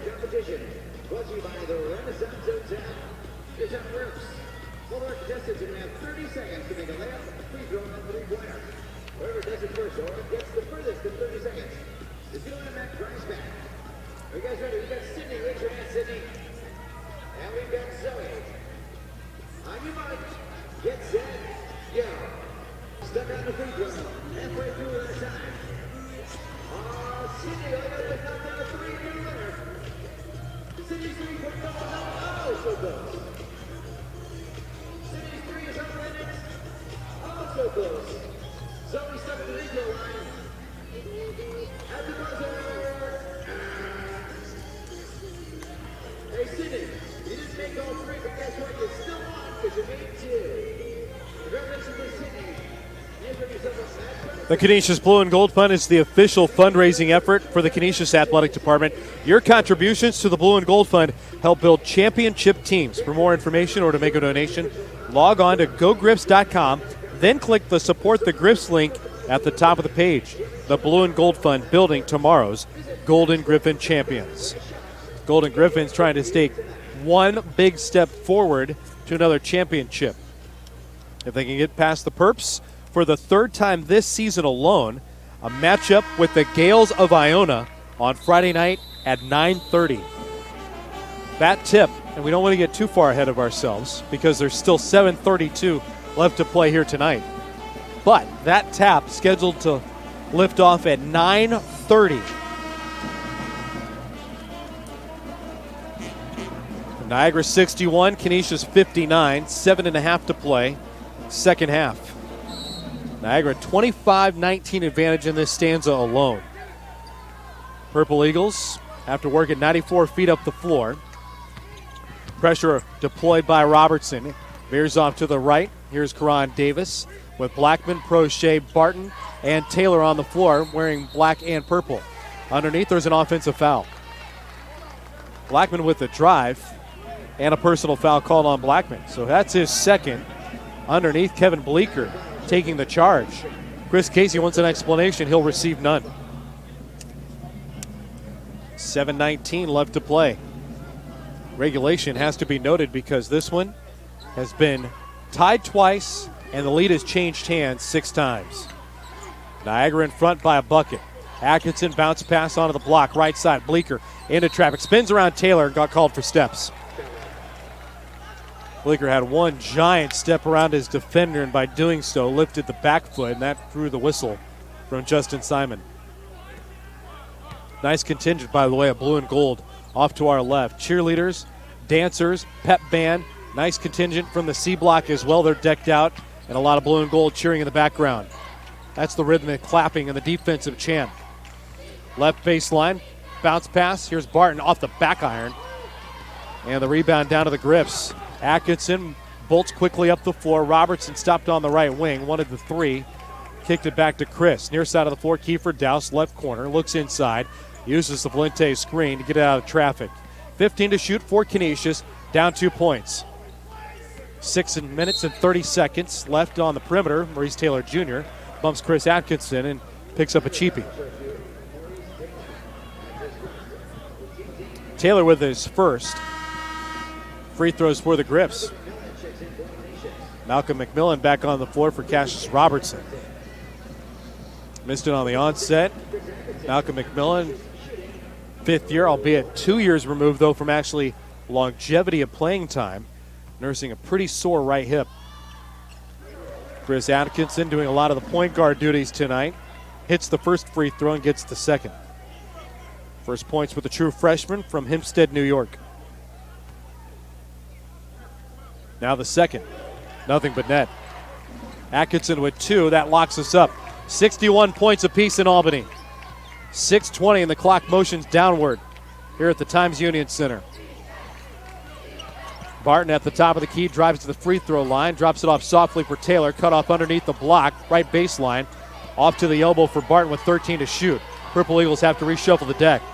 Barton bobbing back and forth to Blackman. Blackman's been huge today, 16 points. Blackman to the free throw line, drives across the defender, and Douse picks up the offensive foul on the Purple Eagles. Establishing the defensive spot, Kiefer Douse bracing for impact. Blackman was leaning in with a body and the right arm extended, and it was an easy call for Blackman to pick up his third. 61-61, we're tied. 6-minute mark, second half. Getting into crunch time, folks. Settle back. Douse in front of the head coach, Jim Barron. Hands on his hips. Watches a reverse to McMillan on the left wing. Now crossing over at the top of the key. Mismatch against Prochet. Keeps it on the perimeter. Straight away, here's McMillan. Drives on the big. Got to the bucket and wave it off. going to call that foul on the floor. And a personal foul is on Marvin Prochet. 2 free throws for Malcolm McMillan. Sorry, 1 in bonus coming from Malcolm. Although if you look at it by the numbers, the man should have 2 coming. 3 different stints played in the Northeast Conference tournament. He's playing in his first with the MAAC. There's the first and right on cue. Here comes the second free throw. The Griffs are back in front after playing behind for the last 10 minutes. Maurice Taylor jogs off to the sideline.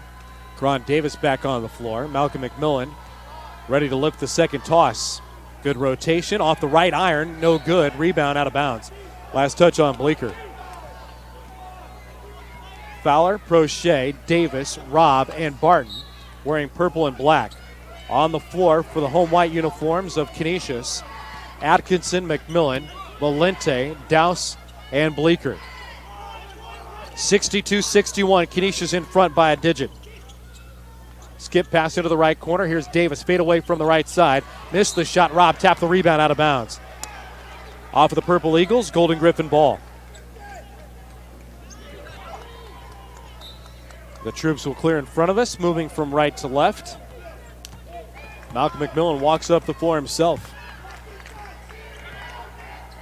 We've got 5 to play. Valente right of the key comes near side with a soccer-style pass above his head to Dowse. Back to Phil on the left baseline. Backs against Prochet. Skip pass Atkinson. Touch pass McMillan. Work near side now to Dowse. Doesn't shoot. He'll drive. Lean in on the left block. And he got it! Kiefer Dowse having a big game tonight. He's got 9. Quickly in transition. Barton fires a 15-footer. Don't like that shot at all. Too quickly. Offensive rebound picked up on the left baseline. Bounce passing in the paint for Dominic Robb. He lays it in. 10 points for Dominic Robb. He had his career high against a team from this town, Albany, against the Great Danes. Had 19 earlier this year. Back to a 1-point lead for Canisius, 64-63. 4:30 and the clock moves in the second half. McMillan at the point to Valente, right side of the floor, drives away against his teammates on the bench. Got cut off on the right baseline. 4 to shoot now with McMillan. Top of the key, fires a 3. Off the front iron, no good. Dowse pulls down an offensive rebound, flips it behind his back to Valente, who got it, and now everybody relaxes. Wow, what a play for the Golden Griffins. That could be a game changer right there. Offensive rebound, and as Dowse was falling away into the pom-poms, threw it behind his back and got it to Valente. And on the perimeter, the Purple Eagles commit a foul. Dominic Robb with a personal foul. Free throws for the Griffs, stopping the clock with 4:02. Man, oh man, what a swing for the Golden Griffins. If you're wearing purple and black tonight, you don't like it. If you're a Golden Griffin fan, and there's plenty of them here tonight, loving it. McMillan back at the stripe. 1 out of 2 at his last time, 3 out of 4 tonight. Hits the first. Emil Blackman back on the deck. Cameron Fowler, he walks off towards Chris Casey, the Purple Eagles head coach. Atkinson, Bleeker, Valente, Dowse, McMillan on the floor for the Griffs, trying to advance to tomorrow night into the second round of the MAAC men's basketball tournament. McMillan with 2 free throws. Griffs in front, 66-63. McMillan, he walks off. Robertson on the floor for him. Purple Eagle ball inside the 4-minute mark. Media timeout coming up. Davis with a handoff to Barton. Prochet and Blackman around the ring. Behind the back, long bounce pass to Robb. On the left block, leans in on Valente. Got the shot away, got it in a foul. Dominic Robb leaning into the long reach of Phil Valente, who gets called with a personal foul. Robb has 12 points tonight and will be at the free throw line trying to complete a 3-point play when we return. Timeout on the floor with 3 minutes and 44 seconds left to play here in regulation of the opening round of the MAAC Men's Basketball Championship in Albany. Your score is this: Canisius 66 and Niagara 65 on the Golden Griffin Broadcast Network. 5 grams of fiber, no sugar alcohols. one unbelievably awesome taste. Come ready. You don't quit, and neither should your bar. Come ready for the competitor in you. Come Ready Nutrition is a proud sponsor of the MAAC. Features the best tasting protein bars and powders on the planet. Come Ready protein bars and protein powders power your active lifestyle with the finest protein, fortified with vitamins and minerals. Choose the performance, ingredient, and Come Ready Kids bars. Or try Come Ready protein powder featuring only 7 healthy ingredients. Come Ready Nutrition products are available at ComeReady.com. That's ComeReady.com. And now back to the Canisius cheer team.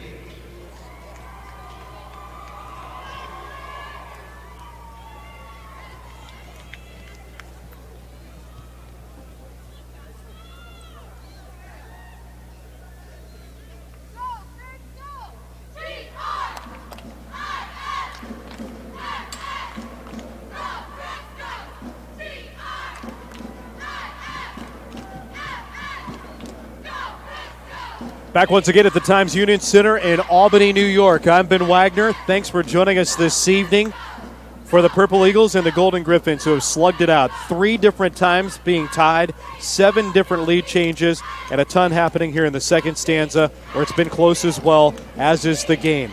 Canisius, with the clock stopped, leading 66-65. Dominic Robb with a chance at the free throw line to tie this game after the second horn arrives. The Purple Eagles are blistering the Nets here in the second half, shooting 59%, hitting 13 of 22, just under 53% of the game. Canisius, meanwhile, from the floor here in the second stanza, 6 out of 17 and 2 of 8 from beyond the arc. In the ballgame, just under 44% in this contest. Robb at the free throw line, looking for a chance to tie.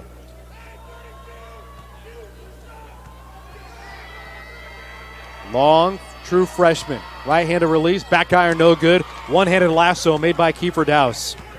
Griffs stay in front by a digit. 66-65. McMillan's on the floor with Bleeker, Robertson, Valente, and Dowse. McMillan with a left-hand dribble. Dances his way to the free throw line through some traffic. Outside to the wing for Robertson. Cassius, left-hand dribble in the paint. Stops on a dime, spins around. Had it knocked away. Bleeker picks it up with 7 to shoot. Bleeker to Dowse, drives left baseline, got to the rim, threw up a shot, had it blocked away. Bleeker picks it up, puts it up, no good. Dowse with an offensive rebound. His shot wouldn't go, and the rebound bounces around and finally won by the Purple Eagles. Niagara ball, trailing 66-65. Purple Eagles operating to our right. Man-to-man D for the Griffs. Blackman crossed with the coach's hash to Prochet. Davis now in front of his coach, Chris Casey. Ball above his head goes to Barton. He'll drive through the paint, got to the cup, laid it up, got it, in a foul. Oh, that could be a backbreaker. Chris Barton, who is red hot in the first half with a career-high 14 points, finds his first hoop here in the second half and has a chance at a three-point play. 2:48 left to play in regulation. Dominic Robb a moment ago could not complete the three-point play. Barton now with a chance to do so. Here's the free throw off the front iron, no good. Rebound bounces away from the foot of Robb into the open floor, and Karan Davis has it. Another chance to extend the lead, 67-66. Niagara in front. Blackman dances around up top. Takes a right-hand dribble on the inside. Bounce pass to Robb. Hook shot with the right hand. Got it. Off the right block, Dominic Robb had a great performance in his first tournament. 14 points for Robb. Griffs are down 3. We're coming up on the 2-minute mark. Robertson drives left baseline. Got cut off by a double team. Hangs in the air with a jump pass. Had it deflected through traffic. Robb got the denial and has the steal. Golden Griffins with their 7th turnover. Inside 2 minutes. 3-point lead for the Purple Eagles.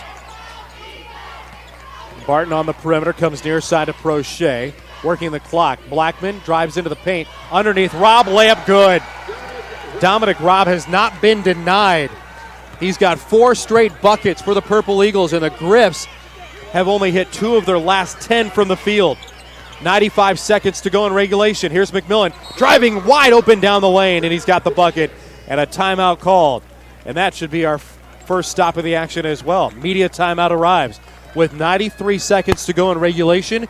Timeout on the floor with these tallies. Niagara 71, Canisius 68 with 133 remaining on the Golden Griffin Broadcast Network.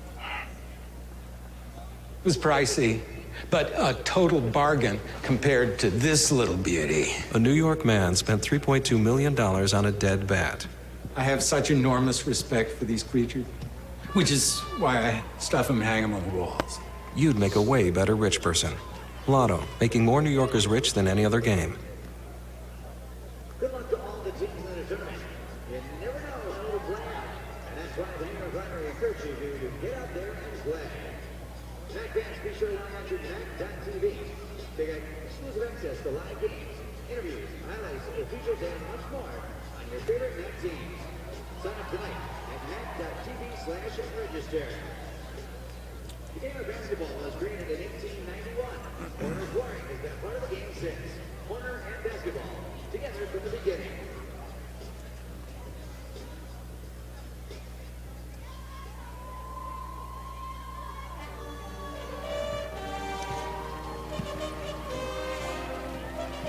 Big contingent wearing blue and gold do not want to make this the only action they see tonight in Albany. They're hoping for a showdown against the Gales of Iona. The number 2 seed waits for the winner of Canisius and Niagara. 1 minute and 33 seconds left in regulation, and it's close. Niagara in front, 71-68. Griff's called the timeout with 93 seconds remaining after Malcolm McMillan went through the lane and got an uncontested layup. Chris Barton and Dominic Robb have combined to hit the last 5 field goals for Niagara to go in front. It'll be Niagara basketball, the length of the floor. We've got an eternity to play this one out. Niagara with all 3 timeouts left, Canisius with a pair to burn. Niagara has committed 10 fouls, Canisius with 16 fouls, so we've got free throws pretty much the rest of the way. 90 seconds left. Teron Davis moves it up the floor for Niagara, in front by 3. Griff's on the defensive end, looking for a big stop. Davis working the weave with Barton and Blackman. 15 to shoot. Barton around traffic, zone deep for the Griffs. 10 to shoot. Davis on the right wing, looking on the inside, wants to feed Robb. Denied by Bleeker, and Bleeker's got the steal. He throws it back into the lap of Valente. We've got a minute to play in regulation. Malcolm McMillan with the point. Griffs are down 3. Robertson into the right corner, elevates for 3, and he ties the game! Cassius Robertson in the deep right corner hits his 4th 3 of the night. It's a 71-71 score, and the Purple Eagles call a timeout. With a defender in his face. His teammates had his back, though, literally. Everybody on the Canisius bench watching that one leave the right hand of Cassius Robertson as it falls through. The blue and gold erupt here in Albany as Canisius ties the score 71-71. 48.2 left here in regulation. Wow, when the Griffs needed a big shot on a night where they have not hit particularly well from downtown. The 10th one from three-point range goes through. What's left to play out over the next 48 seconds? 71-71. Ball inbounded midcourt. Brochet bounces it in. Davis dribbles in front of us to Barton. Weave again up top. Blackman holds the dribble. Plenty of time in between shot clock and game clock. 21 seconds all told. Niagara will have to heave it. Under 10 to shoot. Blackman to the right corner, cut off, steps back, fires a 3, and it's off the sidearm, no good. Reynolds skies for the rebound. Here come the Golden Griffins. We are tied. 20 seconds left. and a timeout called by Jim Barron. 18.4 to burn here in regulation. We're tied 71-71. And a timeout with the winner looming to play Iona. 9:30 on a Friday night. On Sunday, Canisius gave the Gales everything and more that they wanted. It took a second half surge from A.J. English to wake up the Gales, who went on to win 86-78. If Canisius plays Iona, it'll be the 9th time that Iona and Canisius will lock up in the MAAC tournament. Canisius is 3-5 against Iona all time here in the MAAC tournament. This is the 7th time that the battle for the bridge unfolds outside Western New York. Niagara has won 3, Canisius has won 3 in head-to-head MAAC tournament meetings. The last time, though, in Springfield, Massachusetts. Niagara got the best of Canisius that night, went on to win. But tonight, it's been a dogfight, to steal a buzzword from head coach Jim Barron.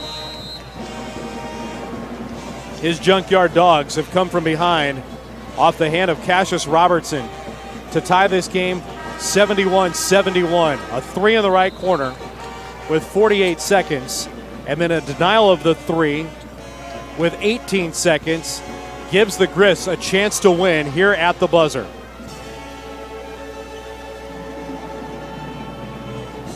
Douse ready to inbound. Shot clock is dark. 18 seconds left in regulation. Inbound across the midcourt stripe to McMillan. Walks it slowly to his right. Holds the dribble away from the coach's hash. Griffs want the last shot. Inside 7 seconds. McMillan starts to move the offense. To the top of the key. Bounce pass. Bleeker for the win. Off the sidearm. No good. Rebound grabbed by the Purple Eagles as time expires. And that's the way regulation comes to a close. The Golden Griffins had McMillan on the right wing. Came to the left wing with Bleeker popping out. Uncontested. Let it go at 2 seconds. Let go the 3. And now takes us to overtime. Tied 71-71. The 19th time in the history of Niagara and Canisius going to an extra session. And guess what? It's even. 9 wins for the Perps. 9 wins for the Griffs. And this one won't be decided in 40. We'll need an extra session. Overtime arrives here in Albany. Man, oh man. In this ballgame, Chris Barton with 16 points along with Dominic Robb to lead all scorers for the Purple Eagles. 15 for Emil Blackman. The 3 individual double-digit scores for Niagara. The Golden Griffins had 8 different players into the scoring column in the first half alone. They're led by Phil Valente, 17, Cassius Robertson with 15 points, 9 points for Malcolm McMillan and Kiefer Douse. Isaiah Gurley's got 5, hoops for Ryan Atkinson, couple of buckets for Crumpton. Kevin Bleeker had a 3-point field goal earlier in the game, rounding out the scoring for the Griffs. Niagara outscored Canisius 35-31 in the second half.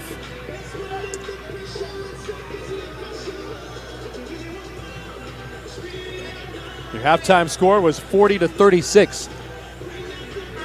Phil Valente caught me napping. He was ready to go. He wanted a fist pump. So we're ready to go. From the second row of press row, Valente, Robertson, Bleeker, Reynolds, and McMillan are back on the floor for the Griffs. Ball again into Ron Tyberski's arms. Cupped underneath his right arm, above the hip point. Griffs will shoot to our left. Purple Eagles to our right. Bleeker with his toe over the nail hole at the center jump circle. Dominic Robb lines up chest to chest. Tyberski slings it into the air. Tap one by Bleeker, and we're underway in overtime. Tied at 71-71. Golden Griffin basketball. McMillan at the point. Takes the dribble to the right wing, now curls around, drives down the paint, got the bucket, and a foul! Malcolm McMillan baiting the defenders to the wing and then speeding around from the top of the point and down the lane, got the bucket, now can go to the free throw line. Malcolm's 4 for 5 at the free throw stripe tonight.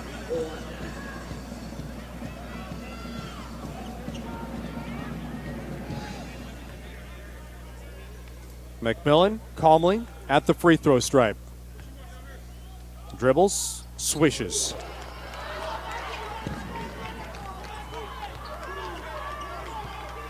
Third time the Golden Griffins have been in overtime play here in the MAAC tournament. They've won one, they've lost one. 30 seconds gone by in the extra session. Griffs leading, 74-71. Barton at the top, drives into traffic, got the shot away, and there was contact. Frustrated, Jamal Reynolds throws his palms into the air, can't believe it. Personal foul on Canisius. Cassius Robertson with the personal.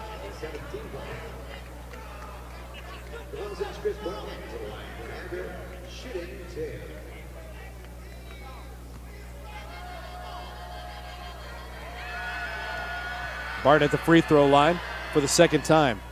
First free throw, bangs off the back iron. At the free throw line, Chris Barton on the season is 82%. He has thrown up 2 bricks tonight. Here's the second. That spins through. 2-point lead for the Griffs. We're in overtime. 74-72. Canisius the lead in the leather.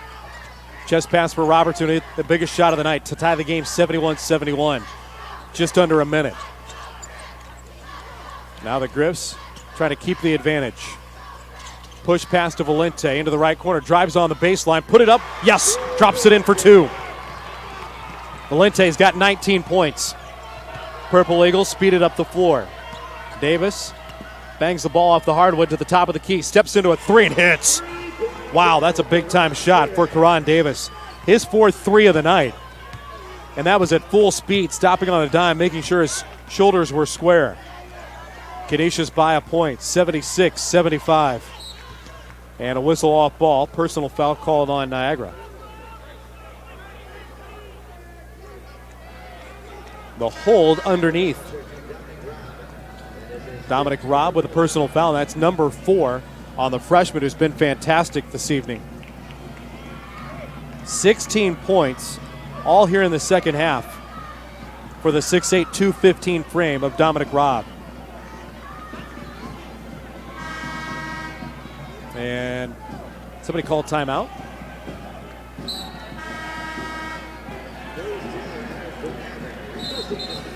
Oh, my apologies. That's the 5th foul on Robb. I must have missed one earlier. But Chris Casey using the 60 seconds allotted to talk a little strategy.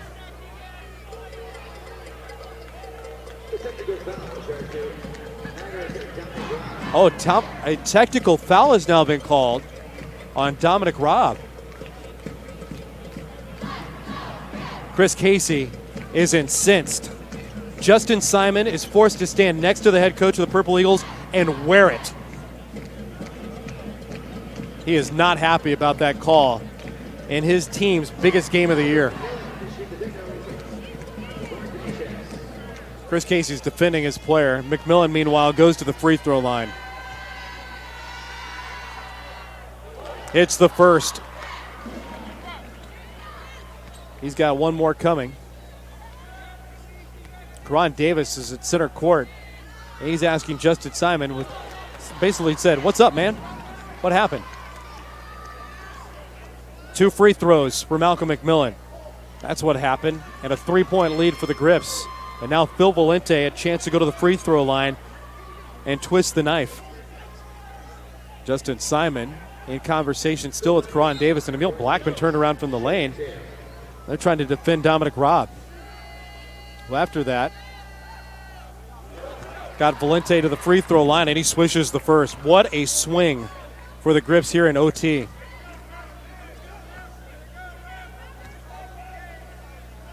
This could be a 6-point run with hardly any time moving off the clock for the Grips. A bucket by Valente, 2 free throws by McMillan, 2 more free throws now from Valente. 5-point lead with 3.5 minutes to play in OT. Grips in front 80-75. Overtime in the MAAC tournament. Blackman drives on the left baseline and a blocking foul called on Jamal Reynolds. You knew that they were going to make a run right into the teeth of the Golden Griffin defense.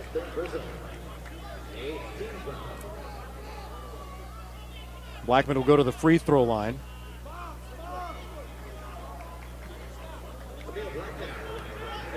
One in bonus for Blackman. Blackman with the right toe forward. Sends the first up, drops it through. 80% free throw shooter on his second attempts of the night. 16 points for the redshirt junior.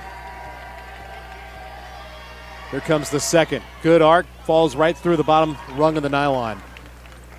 2-for-2 trip for the Purple Eagles. Clock works its way towards the 3-minute mark in overtime. 3-point lead for the Grips. Canisius 80, Niagara 77. McMillan to the free throw line, kicks it off his left shoulder to Robertson. Cassius drives in, throws up a runner in the paint, no good. Rebound kept alive by Bleeker, tapped into the open floor, grabbed by Davis. 2-on-2 break, Karan to the bucket, got it, and a foul. The bucket is good, and both officials had it too. Underneath him, the outside official will charge Canisius with the personal. The bucket is good, and a chance at a 3-point play to tie the game. Malcolm McMillan with the personal, his second personal. And Karan Davis to the free throw line. That's the first time Karan has hit a bucket inside the 3-point arc. He'll try for his 15th point and hit it from the charity stripe. And we're tied again. 8 different lead changes. 5th time we've been tied. 80-80. 2:45 remaining in overtime. Valente right of the key.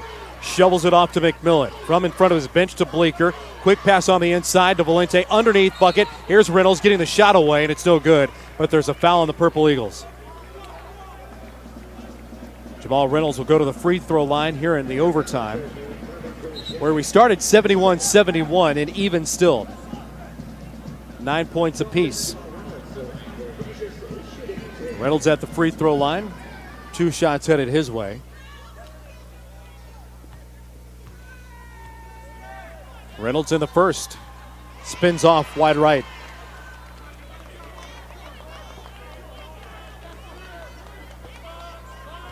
By the way, the personal foul was called on Dominic Robb, and then the technical.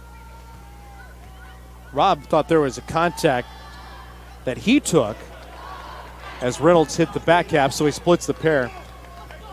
We're getting this from the scorers table, and so Dominic Robb, the freshman, really frustrated, yapped at the official after picking up the personal and got smacked with the tee, and then got himself out of the game.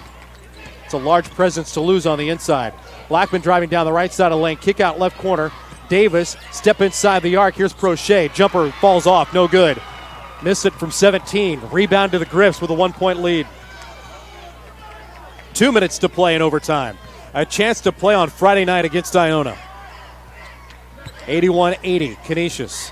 Inside, Bleeker, dunk it! Valente with the feed, Bleeker with the hammer. He's got 5 tonight. Grips in front, 83-80. $1:50 remaining in regulation.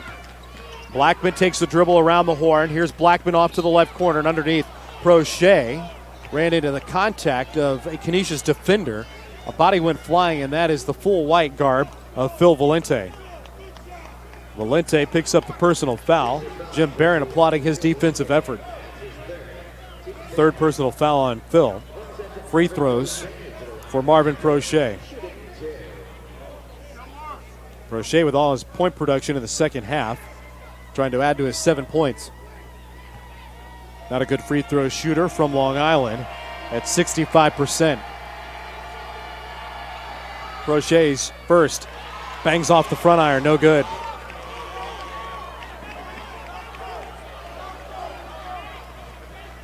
One minute, 45 seconds left. We're in the overtime. Prochet with a chance to make it a 2-point game. He exhales, he releases, good. Prochet splits the pair. McMillan, Valente, Robertson, Reynolds, and Bleeker, the starters, on the floor for the Griffs. 95 seconds remaining in the opening round for the Purple Eagles and the Golden Griffins. 83-81, Canisius. Patiently around the perimeter with McMillan, Robertson taking the game a catch.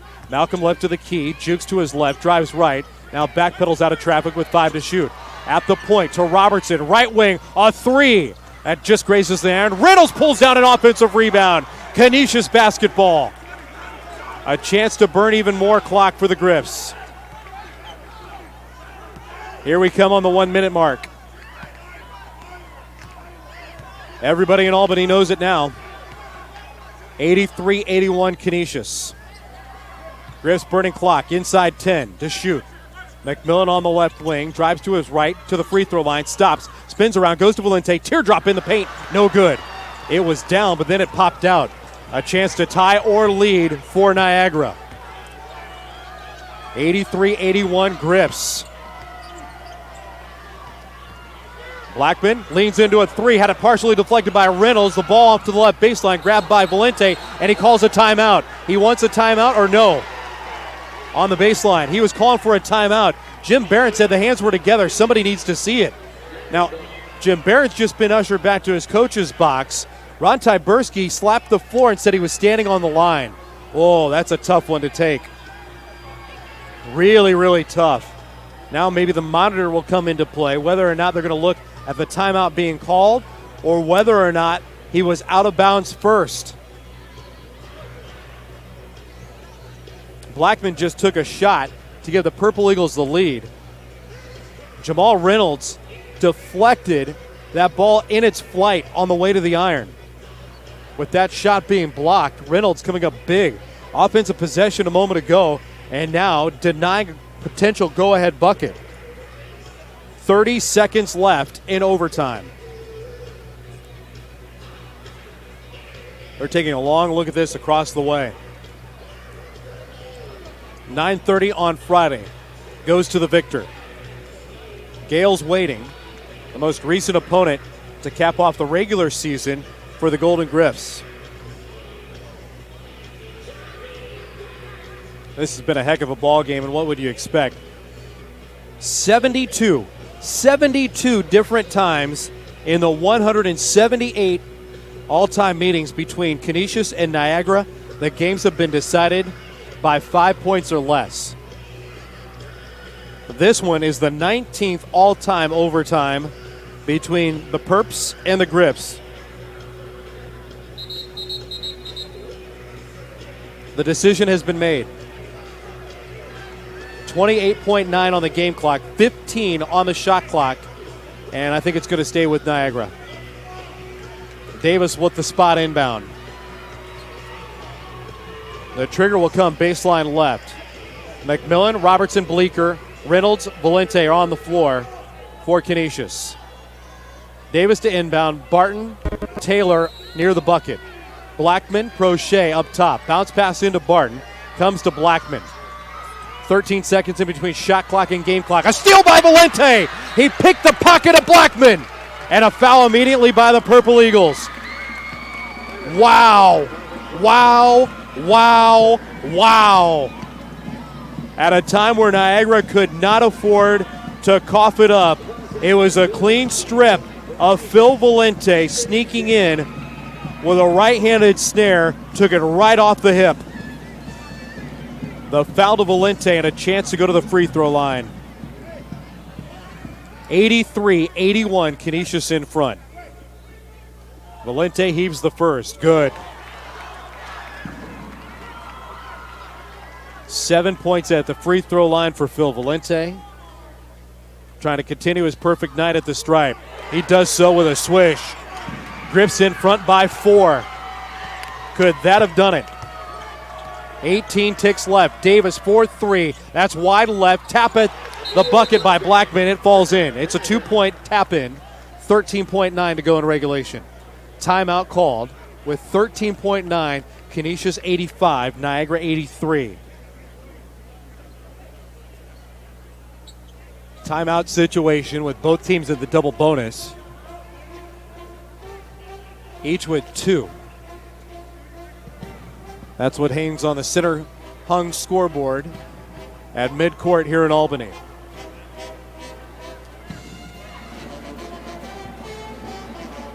Players stay upright. Everybody's good on the official game clock as well with 13.9 in regulation. This has been such a good one. Hope you enjoyed it as much as we have. Nice hand for those assembled too. This is not a bad crowd. Definitely outdrawing the earlier stages of the tournament today. One more ball game coming up. Ryder has already advanced with their win over Quinnipiac.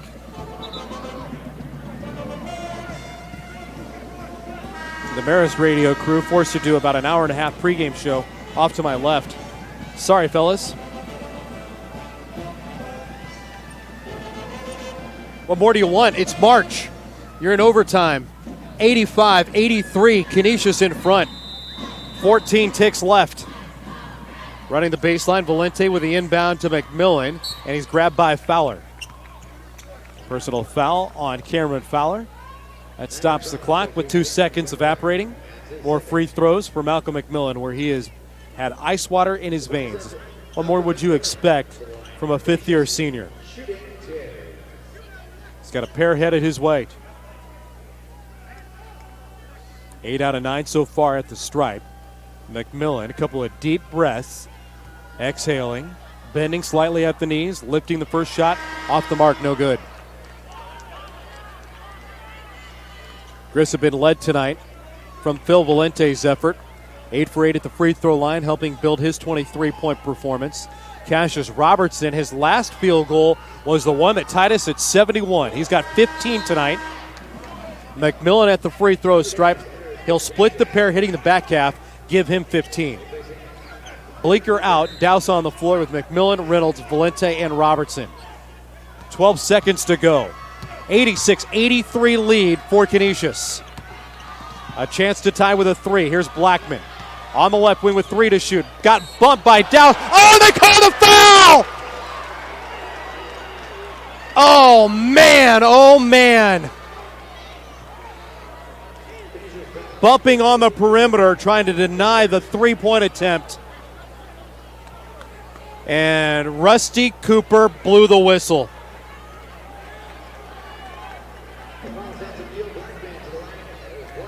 Jim Barron with his hands on his hips, palms in the air. After the foul of Emil Blackman, he's got 3 with a chance to tie. 1.1 in regulation. The first is up and through. He's now hit 4 in a row at the free throw line, 80% on the year. Kiefer Douse commits the personal by bumping the shooter. Blackman's second, good.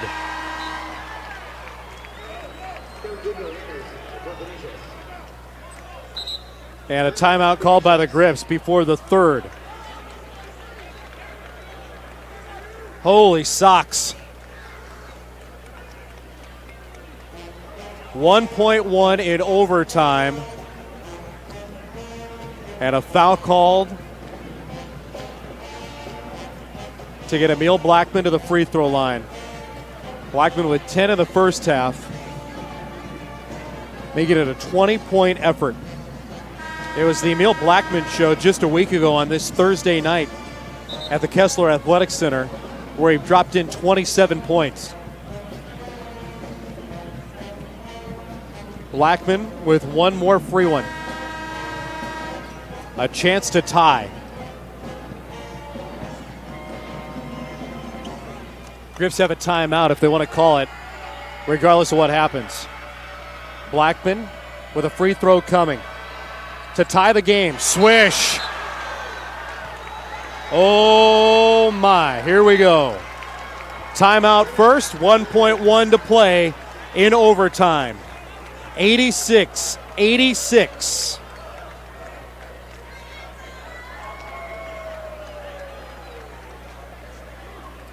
The Golden Griffins have to inbound underneath the Canisius goal. or the Niagara bucket. That's to our right. 1.1 to draw it up. Talk about ice water. How about Emil Blackman? All 3 free throws with a timeout in between.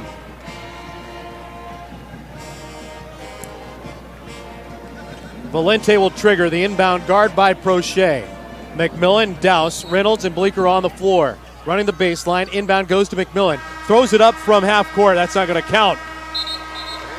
Would have been no good. Guess what? One just wasn't good enough. It's the month of March, and the madness will continue in the Metro Athletic Conference Men's Basketball Championship.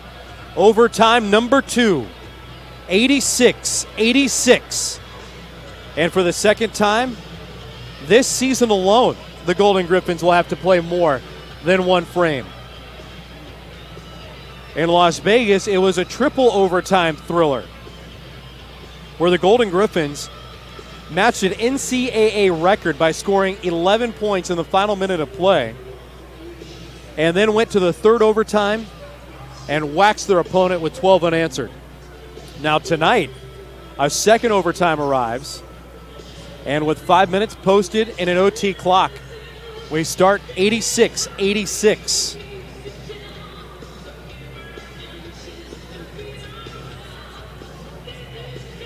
Are you exhausted listening to the radio? Or planting the mobile device near your ear? Perhaps you're pumping the speakers off the computer at home. You've had a wild one tonight. Going into OT, 8 different lead changes, 4 different ties. Niagara dominating in the paint tonight through the first 40 minutes with 40 points. Now, a big bulk of that belonged to Dominic Robb. He got a personal foul and then whistled for a tee and disqualified. In the overtime,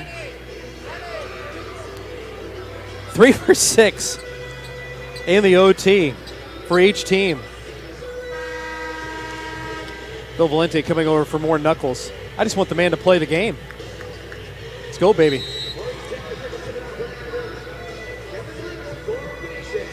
Bleeker above the center jump circle again with Taylor. This time separated by Ron Tyberski. Ball into his right hand, into the air, and it's won again by Bleeker for the 3rd straight time. Golden Griffin ball. Tied 86-86. We're in OT 2. Reynolds passes quickly back outside of Valente. He's draped by Blackman. Play continues. Into the right corner. Here's Reynolds. Jump pass up top. 3 on the air. No good. Rebound down to Taylor. So many questions about legs. Of course, the Griffs have had plenty of time to get ready for this game, but the turnaround will be tight. Now away from 24 hours of playing Iona. Blackman at the free throw line. He just hit 3 free throws to tie the game with time nearly expiring. Blackman at the right elbow. Fadeaway jumper from 15. Got it.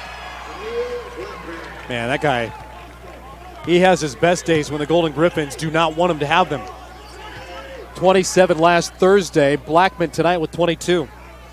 A minute gone by, 2-point lead for the Purple Eagles.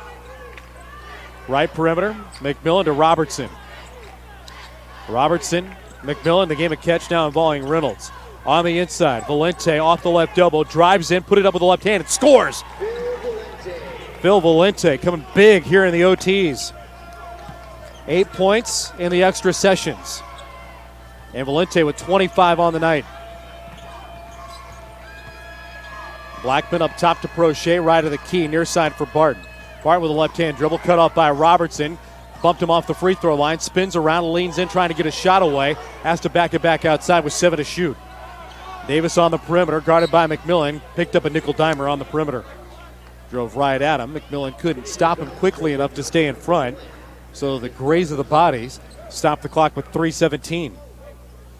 Each team with 2 timeouts here in overtime number 2. 3:17 left. Teron Davis at the free throw line. 88-88.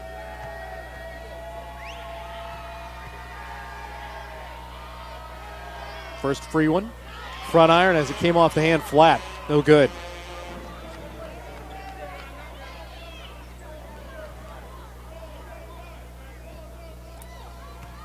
Davis back at the stripe. The second. Good. 3:17 left. 1 point Niagara lead.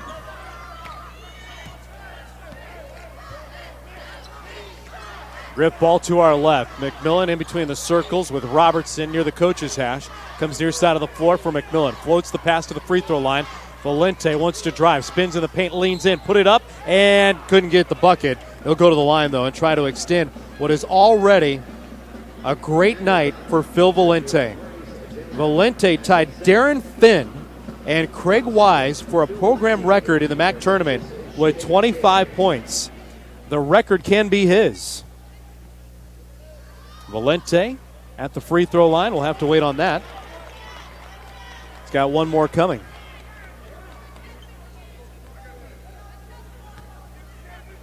Here comes the second for the left-handed release. Good. He stands alone with a MAAC tournament record for point production, 26 for Phil Valente wearing a Canisius uniform. Overtime number 2, inside 3 minutes. Prochet, jump stop in the paint, sheds his defender and drops it in. Prochet with the bucket. 91-89. Niagara with a 2-point lead. McMillan right of the key, comes near side to Robertson. Looking on the inside, Reynolds feeds the high post. Valente, 13-footer, spins around, pops out, no good. Rebound out of bounds, it's going to stay with the Griffs. Golden Griffin ball. That holds the clock with 2:26. We're beyond regulation. We're beyond an overtime. Overtime number 2. Griffs, Perps. Griffin basketball. Down 2 points. Free throw line for Valente. Drives in, put it up on a run, and it got fouled after the release. Personal foul called on Niagara. The personal's on Maurice Taylor Jr.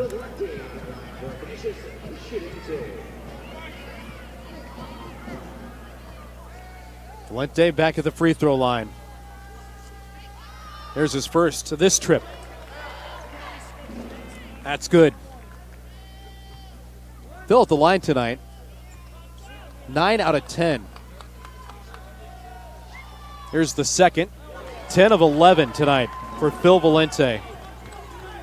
27 points, 17 beyond the half. 91 ball game. 2 minutes to play in the second overtime. Blackman up top with Prochet on the perimeter. They'll involve Barton. Comes out of the corner, right side of the floor. A dozen to shoot for Niagara.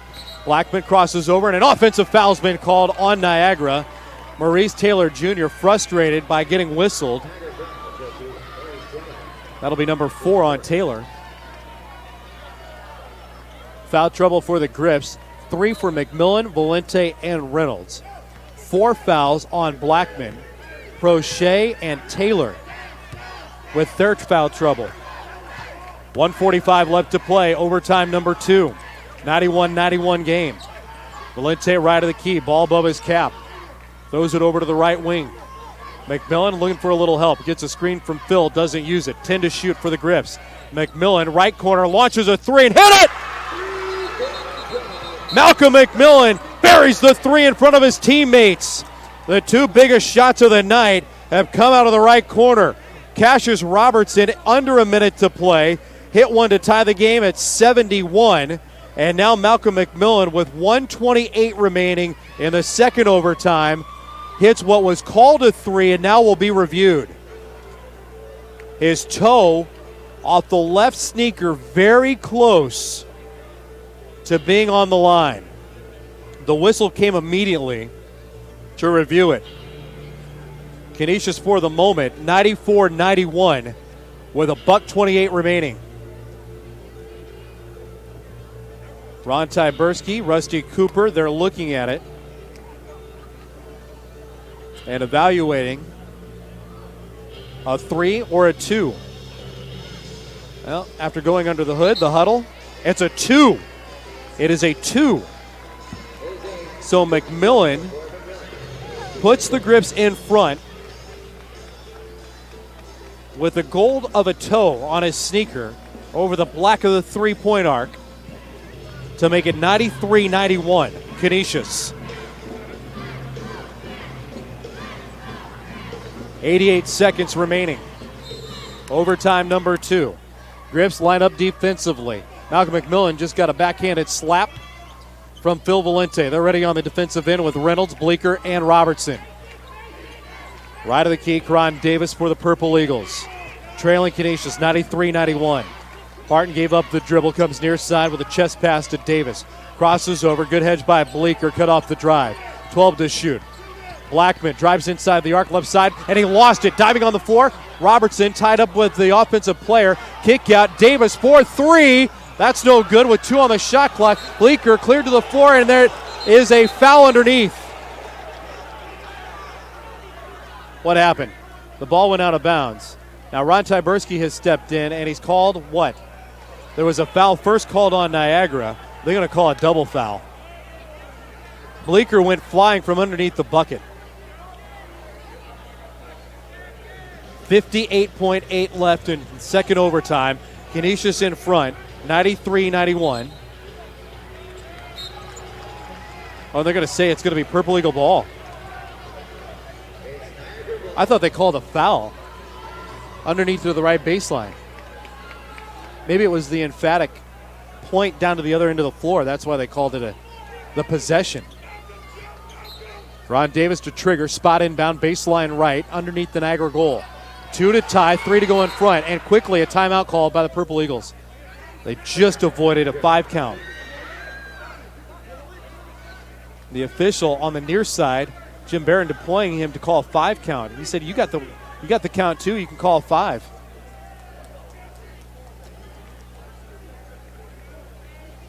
.8, so no change in the time. Timeout called by the Purple Eagles. They have 1 timeout remaining. This game's been close the entire way through. 40-36, Canisius in front at half. Tied 71-71 at the end of regulation. 86-86 at the close of the first overtime.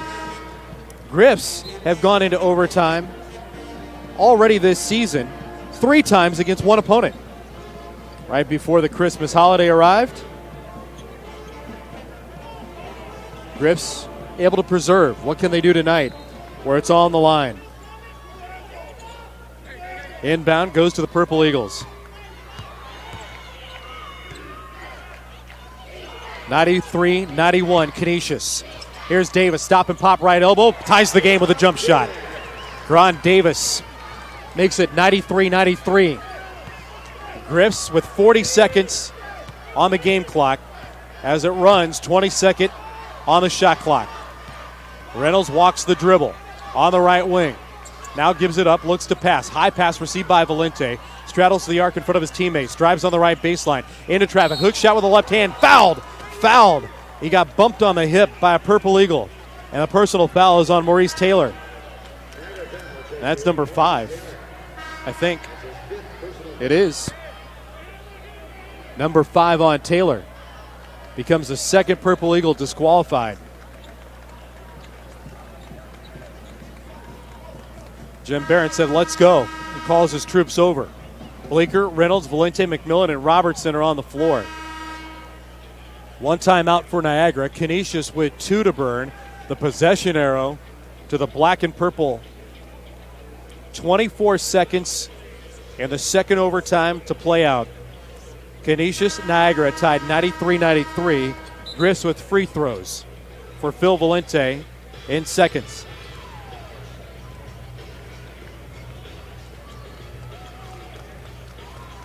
Coming up on the postgame show, whenever that chooses to arrive. I have no idea where to start with head coach Jim Barron. I hope the final score leads to the first question. Valente. Eyes, flies, the first, rattles around, pops off.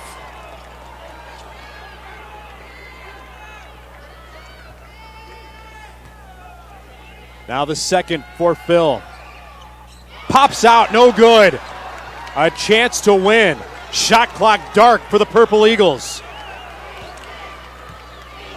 Niagara walks it up the floor. Blackman stands at the center jump circle. Angles off to his left a little bit, shouts out the instructions. A bucket wins the game for the Purple Eagles. We're tied at 93-93. 3 seconds. Blackman to the free throw line. Jump shot in the air. Off the front iron, no good. We're going to overtime, number 3.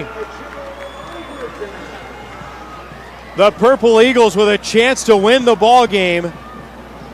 Took it under 5 seconds before Emil Blackman even started to move. Took the game into his own hands. Let the shot fly. Didn't hit it. So we'll spend a little bit more time together on a Thursday night here in Albany, New York. 93-93 is your score. And for the second time this season, we're going to a third overtime. Adam DiBenedetto patiently back in our broadcast studios as this one plays out from center court in the MAAC tournament. Man, oh man. The Golden Griffins are trying to move to 12-4 regardless of how much time it takes. Trying to win 12 of 16 in the opening round of the MAAC tournament.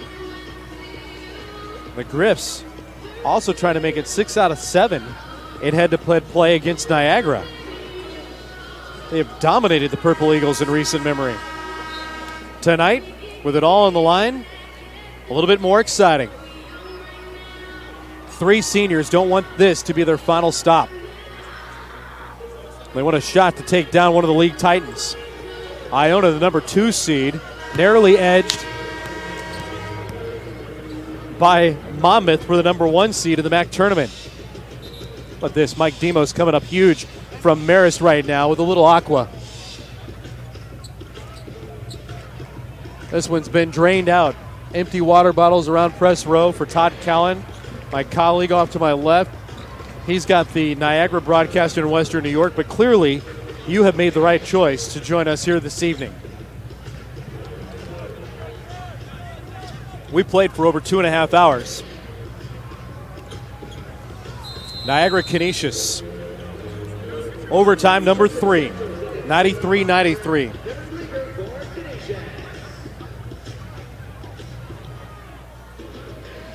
Ball over the center jump circle again. Bleeker elevates and he wins the tap for the 4th time tonight. Malcolm McMillan walks it up the floor. Griffs move it from right to left. Here to begin the extra sessions. Robertson, Reynolds, Valente, Bleeker on the deck. Reynolds right of the key to Cassius Robertson on the right wing. To Jamal Reynolds to the baseline, pushes a bounce pass underneath. Bleeker feeds Valente and he's got the layup. Bucket is good for Phil Valente, 95-93. We're going to play in triple digits tonight. Here's Blackman speeding down the left side of the lane. Got it to the cup and lays it in. That's what Blackman should have done in the first place. But he was dilly-dallying 35 feet away from the bucket. Griffs will take it because he didn't win the game as the result, 95-95. 50 seconds gone by, OT 3. Bleeker with a pump fake right of the key. Comes to McMillan. Valente pops out. He works the weave up top. On the right wing, here's Robertson. Drives on his defender, drops it off. Reynolds catches, gathers, puts it up, misses the lay-in. Reynolds had it with a wide open lay-in from the left side, but he went with a pump fake and tried the reverse. Missed the shot. 3:45 and the clock runs in OT 3, 95-95. Barton, bounce pass from Blackman to Davis, looking underneath. Davis crosses over, stopped on the right wing with a denial by Bleeker. On the inside, Crochet leans in on Valente. Shot blocked away by Phil. Canisius comes away with the leather. They'll walk it up the floor, tied at 95-95. McMillan does a little pointing. Now takes the dribble at the top of the key, sheds his defender, now crosses over. Drops it off for Reynolds. Jump pass, right wing for Valente. Skips it near side. And on the perimeter, Malcolm McMillan works, crosses over, drives left baseline, drives to the bucket, got it. Oh, and he's called for an offensive foul. He's saying that the bucket was good. Malcolm McMillan is saying that the defender was in the halo too. But it's an offensive foul. It's called on Malcolm McMillan, waving away the bucket. Jim Barron with his hands extended off his shoulders, palm into the air, asking why. Nope. Looking at the replay, you can see outside the halo. I really think so. We don't get a great angle at it. Conference tournament, they're not going to do anything to ignite a fan base either against the officials, but you did see it for a moment. Still locked up, 95-95. Inside 3 minutes. Cron Davis takes the dribble to the free throw line, leans in on McMillan, forces up a shot, no. Got his own rebound and put it back up. The bucket is good for Davis. 20 points for Karan. Grips down a hoop, 97-95. McMillan takes the dribble up top, curls around, stops in between the rings. Hands it off in front of the Canisius script. Robertson forces a pass on the inside. Satchel, though, aggressive, comes over the body and specifically the right shoulder of Kevin Bleeker to pick up the foul. Third personal foul on Justin Satchel. Free throws for Kevin Bleeker. This ball game was decided from overtime number 1 into number 2 because of Emil Blackman going to the free throw line with 1.1 left and hitting 3 free throws. The first 2, and then a timeout, and then the third struck to get us to this point. Bleeker missing the first, hits the second. First free throws of the night for Kevin Bleeker. He's got 6 in this game. Grips down 1, trailing 97-96. 2:20 in the clock, twists its way towards zeros. Perimeter game up top with the ball being given a headache by Davis, Blackman, and company. Now involving Crochet. Steps inside the arc from 17. Jumper in the air, no good. Rebound down to Valente. Griffs can take the lead with a bucket at the 2-minute mark. McMillan on the left perimeter. Backpedals now on top of the arena logo. Jogs it off towards the Canisius bench. Here's the instructions from Jim Barron. Stops on the right wing, left-hand dribble. Now reverse to the free throw line. Drives down the lane, got the bucket away, and there's a foul after missing the shot. Personal foul on Karan Davis. Free throws coming for the Griffs. Malcolm McMillan to the free throw line. Karan Davis gets his second personal foul, giving Malcolm McMillan a pair. Malcolm McMillan exhales. He's made a living at the free throw line all season long. Here's the first. Nothing but net. The second en route. Among the top 20 nationally in free throw makes. The Golden Griffin, 5th-year senior. He eyes, couple of soft dribbles. He flies. Back iron, no good. 1 out of 2 at the free throw line. 97-97. 100 seconds remaining in the third overtime. Griffs, Perps, Niagara, and Canisius. Contact underneath. Perimeter game continues. Satchel drives in on Bleeker. Puts up a teardrop. No good. 3 blue and white jerseys for the Griffs surround the rebound.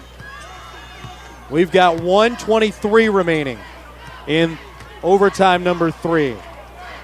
97-97. The chant of Let's Go Griffs echoing around the Times Union Center in the background. Right corner for Jamal Reynolds. Floats a pass to the right perimeter for Bleeker. Back to Jamal. Drives inside the arc. Now to the baseline for Valente. He'll drive in. Up and under move. Foul. Couldn't get the shot away, but a foul from the backside. Brochet is saying that's on him. What say you? Rusty Cooper says yeah. 4th personal on Marvin Prochet.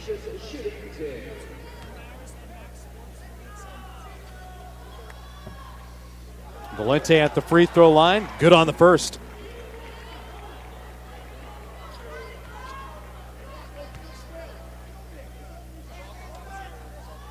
And the second from Phil. Good.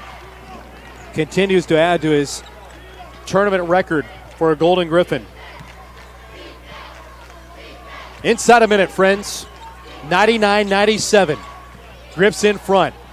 Lost by Blackman. He'll drive in, throw up a runner. No good. And a rebound down to Kevin Bleeker. 20 seconds in between shot clock and game clock. Griffs need a hoop. You can hear those behind the blue and gold. Good contingent in the house tonight. They've had a thriller. McMillan working the dribble. Now the shot clock inside 5 seconds. McMillan, a fadeaway three. No good. An offensive rebound for Robertson. Canisius basketball. And the Purple Eagles forced a foul. Karan Davis wraps up Malcolm McMillan after the offensive grab. McMillan with the miss. Robertson the rebound. And quickly back out to a sure shooter in Malcolm McMillan. McMillan trying to put this game into triple digits. McMillan at the free throw line, 10 out of 13 tonight. Hits the first. 11 points at the free throw line, 19 in the game. McMillan. Couple of shoulders drooping as he exhales. The second. Good. 2 for 2 trip at the free throw line. Canisius fans still on their feet since that one is it.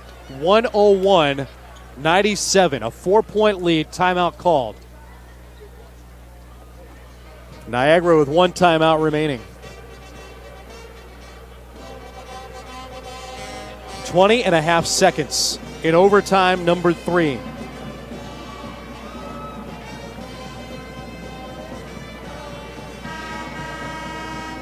Try to update you on some notables. Malcolm McMillan, of course, with the huge buckets tonight. 20.5 seconds, again in overtime number 3. Phil Valente just put both hands around the side of the head of Jamal Reynolds and fired off some words of encouragement. You could tell the intensity. McMillan and Robertson talking at half court about their strategy moving into the defensive end. Bleeker just popped in the mouth guard. Purple Eagle basketball, the ball dribbled in, picked up by Blackman. Under 20 seconds to play in overtime number 3. Grips in front by 4. Davis at the top of the key needing points for the Purple Eagles. Jump pass, Blackman left corner, shot in the air for 3. It's no good. Rebound down to Valente. 5 seconds to play. A foul from the Purple Eagles. Valente to the free throw line to put this baby on ice.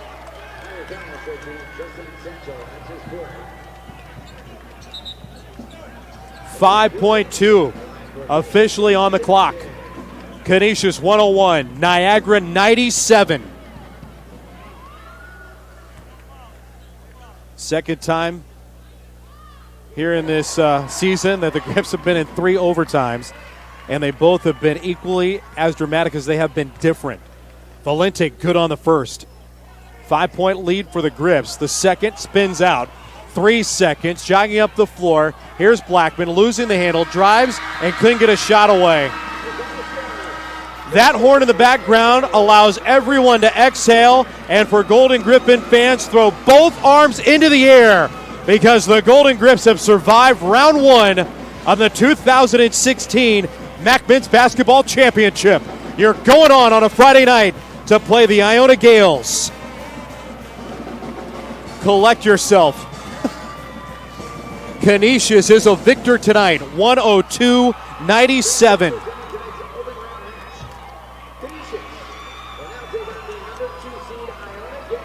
102-97. Niagara